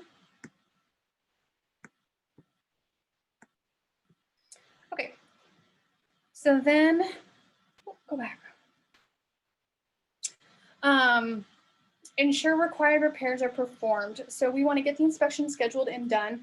And one thing with required repairs is on the inspection amendment, I like to put, depending on the work, that it's done by a professional and with paid receipts. That way we know it was done in a timely manner with paid receipts and a professional did it. That way later, if you guys have any issues with the thing that we asked to be fixed down the road, you know who did it, you can call them back to get it fixed. Ensure terms and conditions are met within the required time frame. So just making sure we're getting all the necessary documents to the title company and the lenders and the inspection done on time, and coordinate the final walkthrough. I do like to do the final walkthrough a few days before closing and not the day of, just so that way if something comes up, a great example of this is last week. We went to the final walkthrough a few days before closing and there was so much stuff at the property because it was an acreage property and they had a lot of personal property such as riding lawnmowers, just junk, tires, all this stuff that was still at the property. And so that's why we did it early, to ensure that for situations just like this, you guys still have a couple days to get out. However, keep in mind, if this stuff isn't out, we're not going to be closing. I think a great example of this too is that we did a walkthrough a couple days before closing. We found that the water heater was leaking. Well, the water heater wasn't leaking at the time of inspection. It wasn't leaking at our first 2 showings. We negotiated to get a new water heater put in before closing. These things and these situations are much harder to do if we're doing the walkthroughs the day of closing. A lot of people will scramble. It's not fun. Just do the walkthrough a few days before closing and you'll be good. And then keep you informed if problems arise. There is very, very slim chance that if anything comes up, we're not gonna be able to get it figured out. Hey, Just Kat, can I interrupt for just a second? Yes, ma'am. Okay, so going back to like on the final walkthrough, if stuff was contingent on inspection and all that stuff was fine at inspection, but you do happen to find something at the final walkthrough, what kind of like do you have a leg to stand on? Are you able to be like, hey, if you guys don't fix this, we're not going to buy the house? Or I mean, what kind of bargaining chips do you have at that point? I mean, everything's pretty much said and done. You know what I'm saying? So like, right. What do you do if something does happen? How do you? Yeah, great question. So it's really up to your buyer on what they want to do. You have a couple options and always feel free to contact one of us or contact Jackie, our broker. Again, the one I just did last week where we went to the walkthrough and it was not even close to being ready for the closing on Thursday. I talked to my clients. I said, we have a couple options. We can say we're not going to be signing at 3 o'clock on Thursday and give them that time to get out. We can sign a document that states, and this was Jackie's idea and it was brilliant, We will sign a document that states everything has to be out by Sunday. So that way you guys can still close on Thursday. And if stuff is not out by Sunday, you guys have the right to call Junk Be Gone and forward that bill to the sellers. And we also put a daily fee on it. So we put $25 per day starting on Friday of any, however many days we had to go till Sunday. So that was also kind of a rush on the sellers. It's completely negotiable between the buyers and the sellers. You can say, I will say it's hard to change the purchase price. And it's hard to do anything with the numbers because then the title company has to change all their numbers and the lender then has to change all of their numbers. And that can push out closing even that much farther. So if you can get it figured out, there's always options on what to do. It's just a matter of figuring out what works for your buyer. Maybe the seller is willing to cut a check to the buyer to clean the house because the house wasn't very clean at the final walkthrough. And maybe the sellers are willing to do that. They're willing to cut a check to the buyers. There's tons of options. It just depends on kind of what's going on, especially like with that one where we went through the walkthrough and the water heater was leaking. We asked for the sellers to have a licensed plumber to come out and install a new water heater but before closing, or we weren't going to close. Sometimes it is a domino effect to where these people have to close in order for those people to close on their house. And someone was buying your buyer's house. Sometimes it can be a huge mess. Not even a mess per se, but a huge ordeal that if someone doesn't close, it's going to affect a lot more parties. And so that's when you kind of want to figure out the best and strategize and kind of brainstorm what the best way to close would be. Does that answer your question? Yeah, I think so. I guess I'm just like, okay, so if you had gone to them and said, hey, we're not going to close if you don't replace this water heater, if the sellers had said, well, we're not going to replace the water heater, but you've already signed a contract. So, I mean, you know what I mean? Like, I guess legally, if it comes down to worst case scenario, does the buyer really have a leg to stand on since everything's already been signed and kind of in the works? Or are you kind of at the mercy of, do I want to go to court or do I want to just have to pay for a new water heater? You know what I'm saying? Right. Nope, absolutely. And that's when I would get with Jackie and see what the best route to go would be. And if you ever have a question, you can call Michelle, our legal gal, our attorney, and run it by her and see. I would say my personal experience, try and avoid court, right? It doesn't make sense to go when we're dealing with something that's like this, but sometimes it might need to go. So it just depends on what the parties are willing to do. Really, everything's negotiable at that point. Technically, yeah, you signed a contract and this was the way it was supposed to be. And if the sellers didn't do that, we got to figure out a way to reconcile it. Okay. Yep. And that's the key too, is to doing the final walkthrough a week or so prior to closing. That way, if something does come up, you guys have time to figure it out.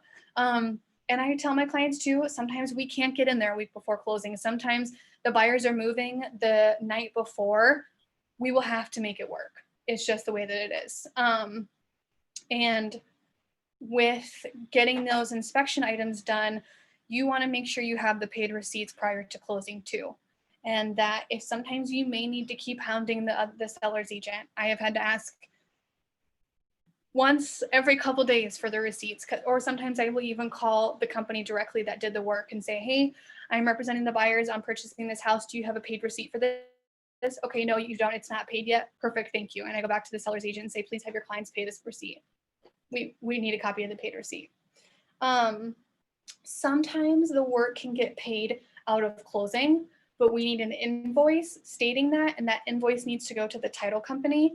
And so that way the title company knows, yes, perfect, we're paying this and we're sending a bill to the plumber out of the seller's proceeds.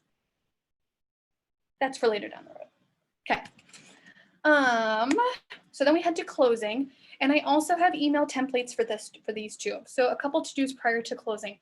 You have to pick your homeowner's insurance and flood insurance if it is required. If it is in a flood zone, your lender is going to require flood insurance. We want to make sure the property is not in a flood zone unless you are fine with paying an extra $1,100, $1,200 a year on top of your regular insurance, because flood insurance is super expensive. And then we will also pick a title company. I try on that little buyer's sheet, I will put which title company my buyers pick at my buyer consultation. So that way, when they get an accepted offer, I know exactly who to send the purchase agreement to, and I don't have to text them and say, hey, which title company would you like to use? Okay, you don't know of any. Okay, here are my recommendations, blah, blah, blah. And then I will also send you an email a few days prior to closing to set up utilities. I have which utility companies to send to and which companies they need to call.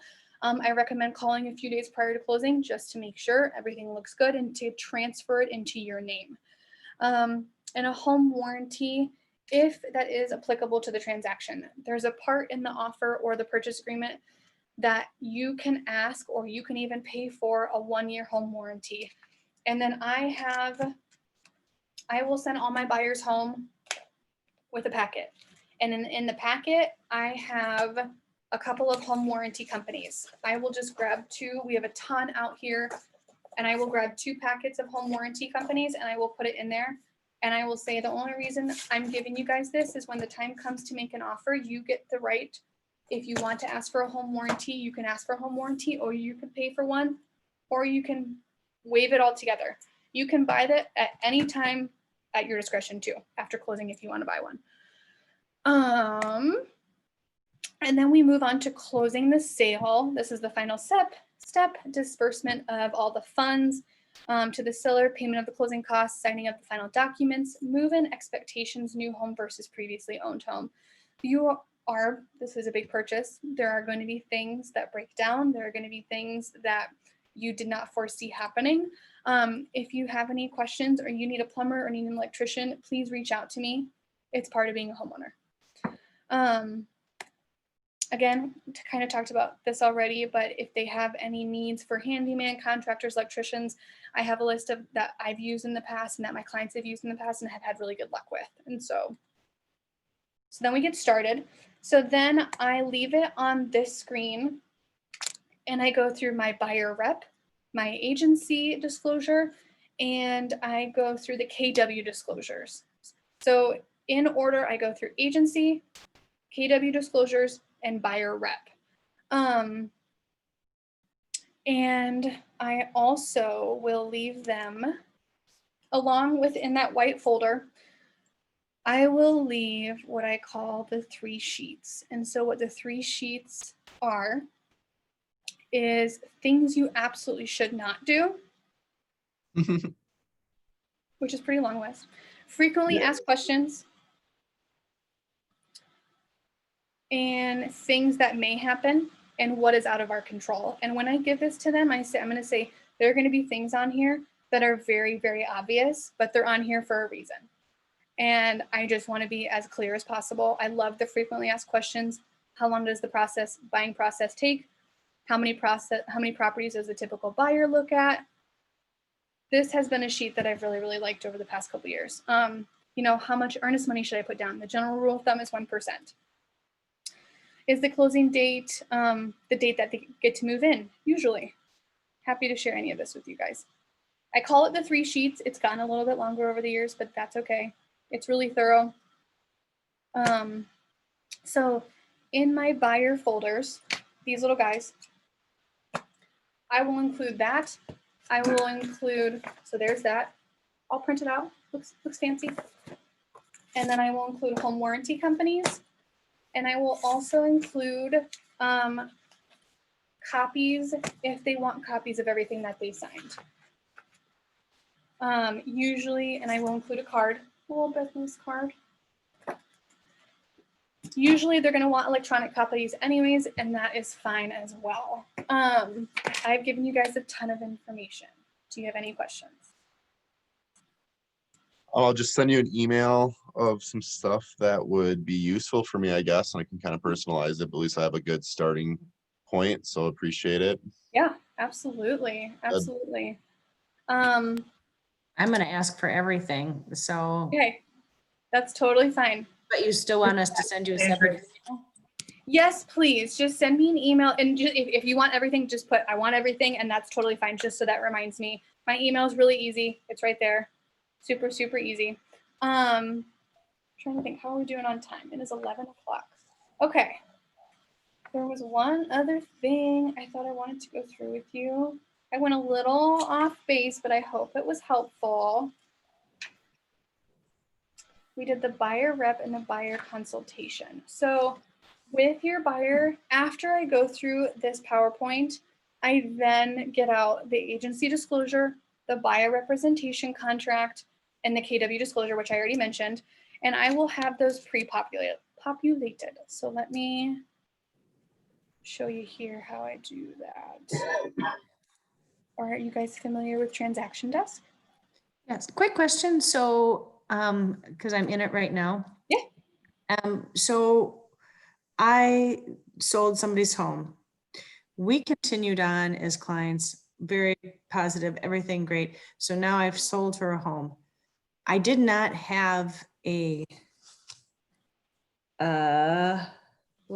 the buyer rep thing where it says I start on this date, end on this date with her.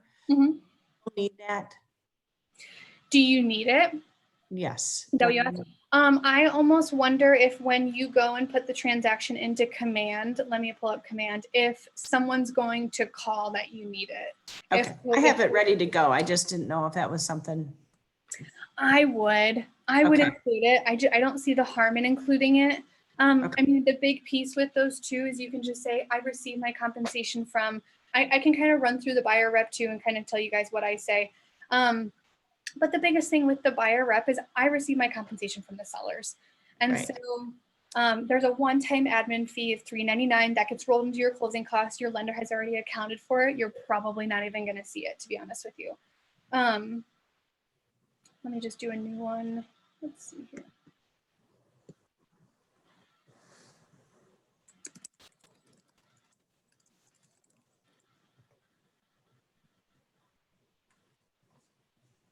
Okay, is that everyone following where I am right now?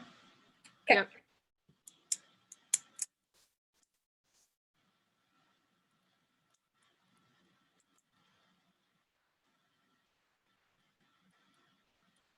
Okay, so I won't fill out this because we don't know the property yet. And I'll leave this blank. It already has me in there and I'm going to add the contact. So I will do new transaction contact. And I'm going to do buyer. We're going to call them banana. Jamma. What? Banana Jamma. Banana Jamma, perfect. And then I will put in their email too. And that way you'll never have to touch this contact ever again. You won't have to edit it. It'll be good. And So that then doesn't like import from anything like command or it MLS. does. Correct. Yep. Right, So you this just is redo transaction it. is all on its own, right? All right. Yep. Okay. So then I will go to the buyer rep and I will pre-fill out this info.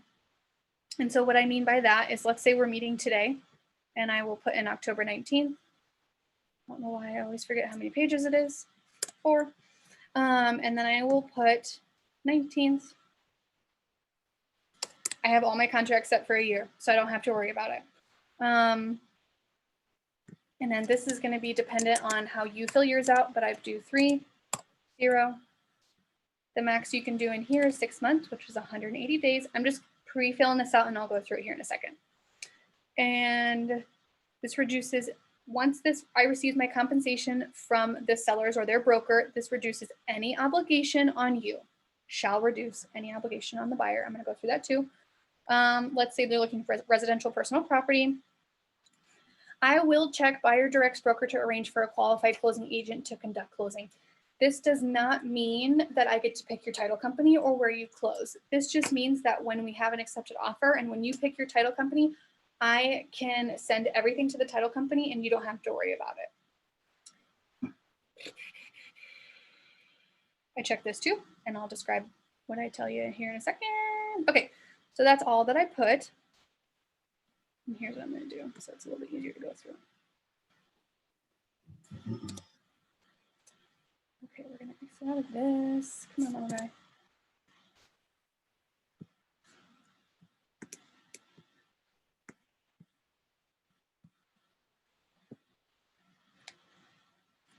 Okay, so I I can also go through agency with you guys too, but I wanted to definitely hit the buyer rep contract.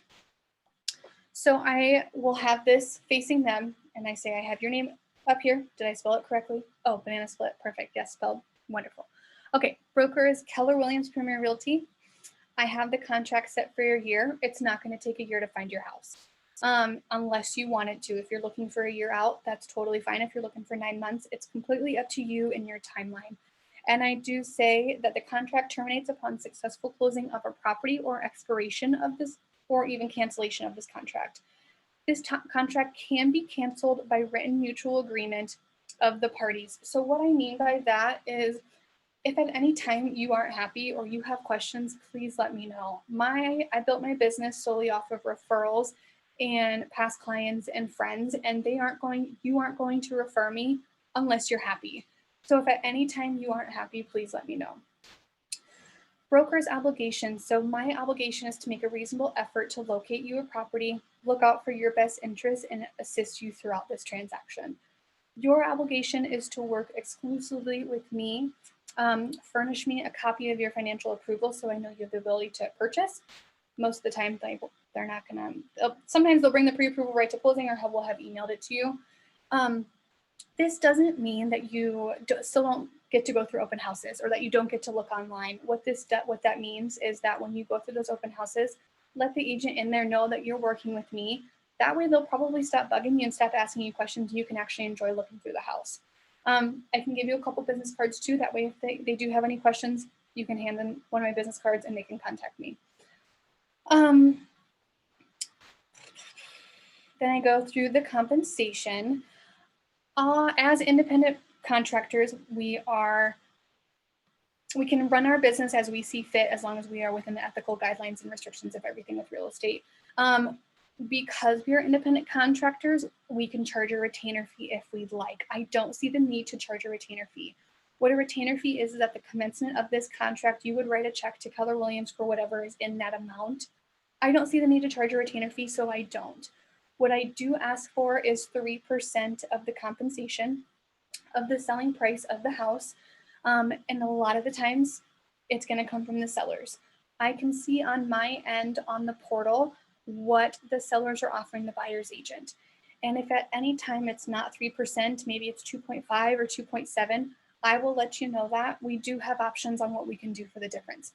We can roll it into your closing costs. We can ask the sellers to make up the difference, or I can waive it. This fee is never going to come between me finding you your perfect house. Sound good? Perfect.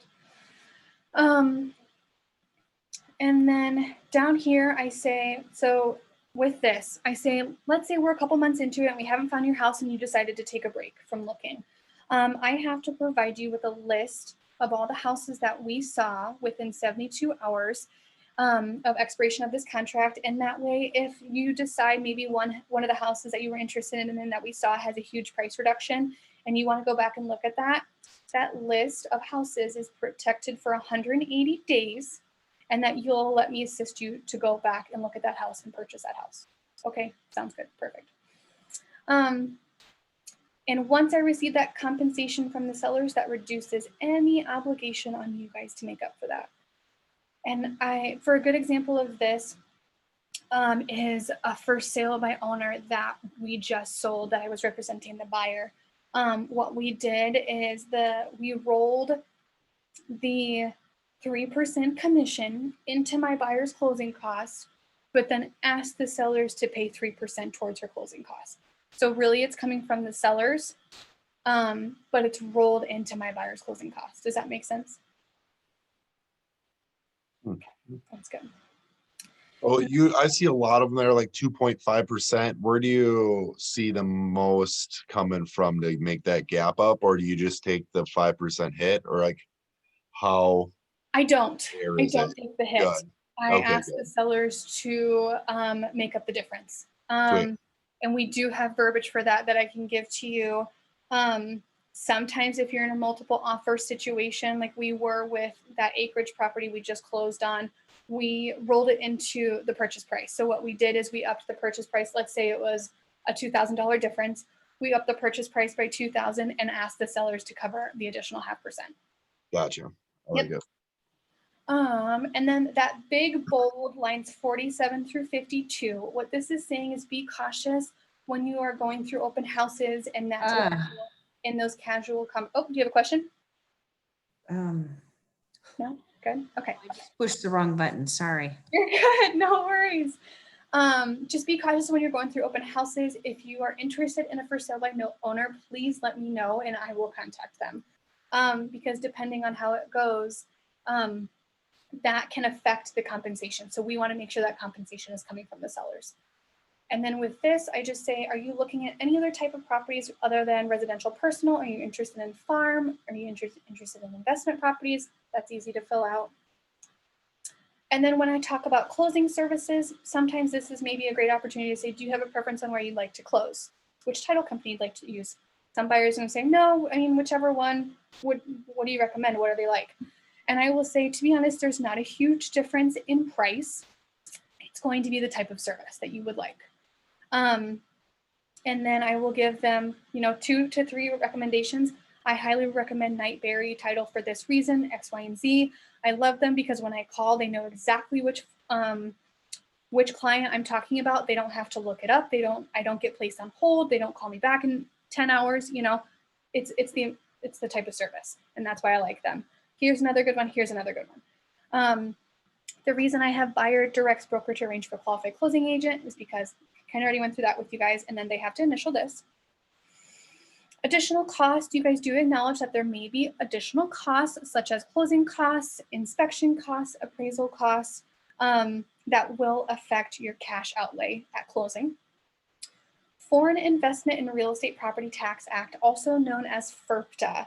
So what that is when the sellers go to sell, they have to disclose whether or not they are foreign investors. The reason we would like to know this is because if this is the case when they go to sell, there could be additional proceeds and additional taxes that are going to be withheld from their proceeds. And we want to make sure this doesn't land on your shoulders after closing. Private inspection and warranty. We do recommend that you have a private inspection just to be safe.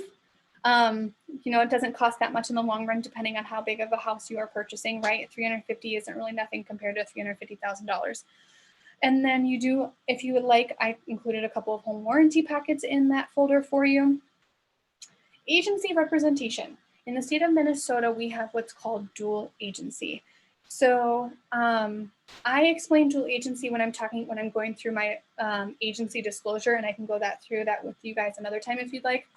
But what I say here is that it is completely up to you if you would like to agree to dual agency. The only reason I have checked that you will agree to dual agency is because if we don't have that checked, that takes all of the properties that are listed by Keller Williams off the market. We cannot check them out. And I will say too, I have even represented attorneys in purchasing houses and they have even agreed to dual agency. Again, it's completely up to you. I'm sure there's going to be a time where I have a buyer that doesn't agree to dual agency and it will be the first, and that's 100% okay. At the end of the day, it's up to you guys.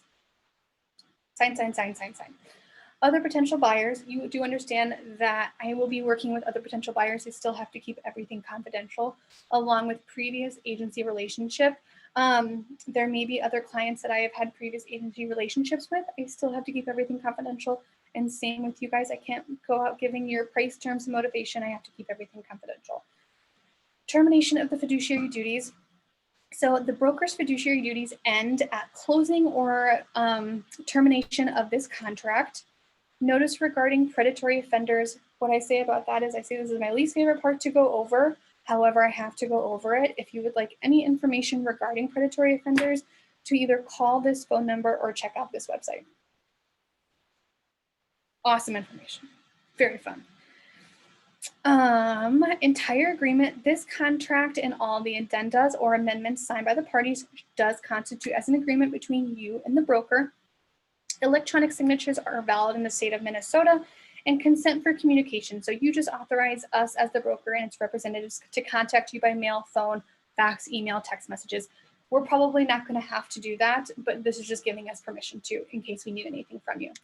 Last page is signing page. Please fill out your address, phone number, and email address.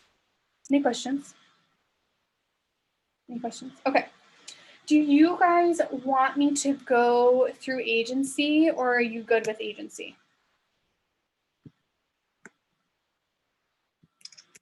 Good. I'm good. You're good? Okay, perfect. Yeah, it's pretty straightforward. Yeah, super I've done them straightforward. a couple times now. So. Yeah. Awesome. Trying to think. Any ahas? Anything you wanted me to go through again? I like the templates for your emails. That's going to definitely save time once things get up and going. I like your buyer presentation. That was very professional, looked nice, so it gives me something to strive for. And doing the email drip, recurring emails, that's huge. So I'm glad I know how to do that because I needed to figure that out. So Yep. thanks. Yeah, absolutely. Absolutely. One thing I can show you guys too is you guys have a ton of stuff available on North Star. So if you wanted to look up stats or anything like that, you can go to stats, single family. Move you over there. Quick question. Yes. Do you know how similar North Star is to Laura? I don't. Okay. I don't. That's Dang it, We Wisconsin. have a Laura. Yeah, we're in Wisconsin, so I don't know like how much of this is relevant to what we'll be doing and using and that kind of thing. But that's okay. I have an orientation on Wednesday, so Okay, I good. can Perfect. Perfect. The information has been so wonderful. And I know I've been in it a year and I think you need to do it like 5 times, but I did go in and I signed up when we were on that break for that our PR. RPR. Yeah, Yeah. you're not automatically signed up. So Okay. I thought that was interesting. And it was, Well, very interesting. And you shouldn't have to pay for it though, right? nope, I don't think so. And it Okay. was really great to that other graphic website. I thought I had to pay for it. And I'm like, I am so sick of every time I turn around, $12.99, $9.99. Yes, yes. Well, and it was funny too, because when I started Canva, I thought the same thing. And I was like, I mean, okay, like I'll pay for it monthly. And then I don't remember how I stumbled on it that I didn't have to pay for it, but then you weren't able to access 100% of everything. And I'm like, I can do plenty still without having to pay the 13, 14 bucks for it. And I can show you guys a couple more templates too, as far as emails. I'm trying to think if I showed you all the buyer docs. What other emails can I show you that have been really helpful for With me? Canva, they make it to where you can easily start and cancel the subscription. So you can just add the subscription for a month and do everything you need and then just turn it off. Oh, good point. Okay, so other templates that I have the buying for insurance. So that is when like, hey, it's time to pick a homeowner's insurance company. Here are a couple of recommendations that I have that we've had good past experience with. These are all for listings. Reminder of utility transfer. I send that about a week or so out before closing. Just a quick reminder to transfer utilities into your name. Here are the companies you need to call. Inspection confirmation. We talked about next steps. So after they leave the buyer consultation, if they wanted electronic copies, I will send them this email. And I will say, I'm excited to work with you as you search for your new home. Just ignore that. I've attached the paperwork that you signed for your records and review. Please let me know if you have any questions. I set you up on the portal search for homes through our website. Please let me know if you don't receive an email from the website within 24 hours. Let's see, what else do I have?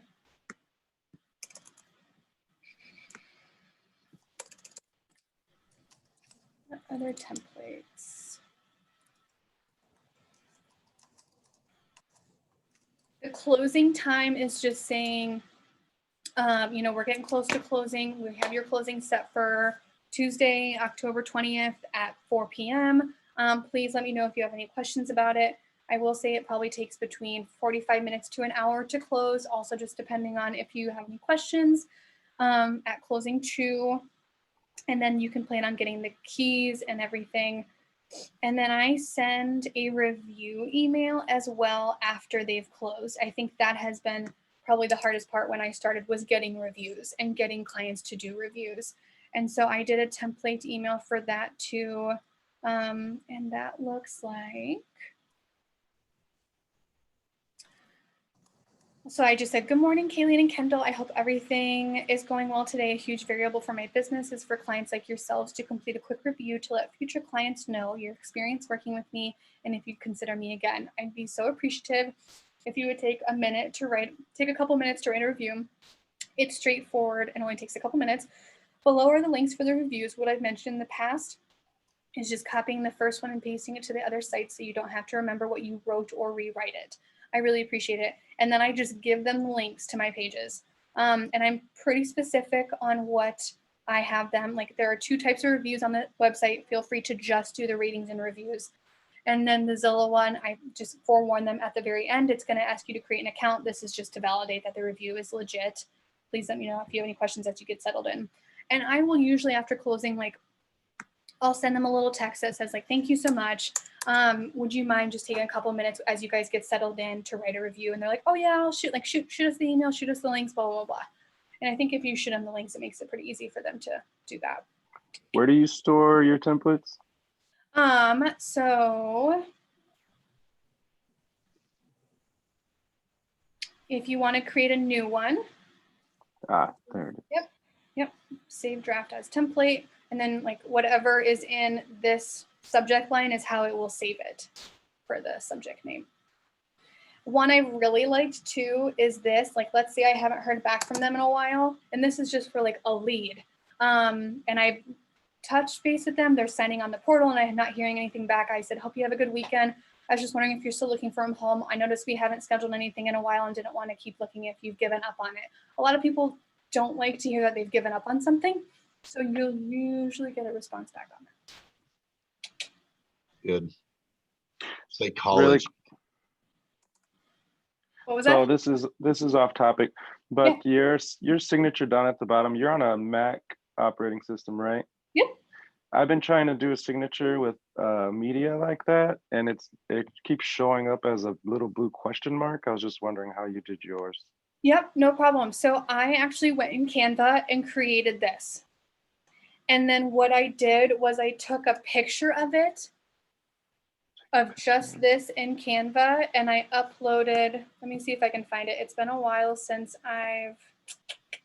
There's 2 different ways to do it. Like if you use HTML coding, it just doesn't work. It doesn't work. So if you go to that little settings and you go down to the signature and you do the whole thing. If you go to I went to Gimeo. If you just Google Gimeo, it's called. Gimeo.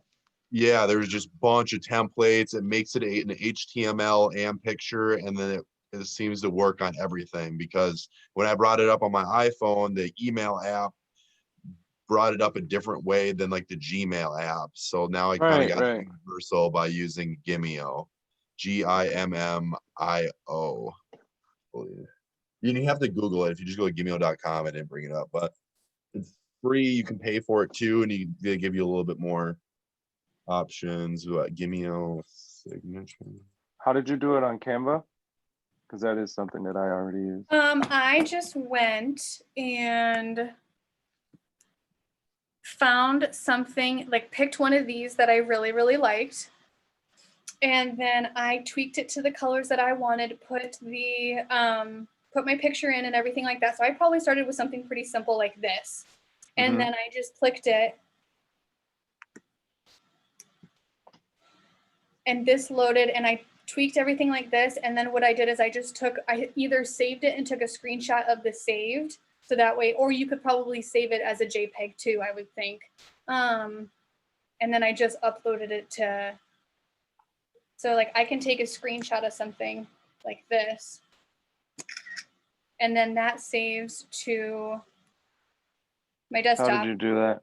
How'd you do that? I did Command-Shift-4, and then you can move your mouse around.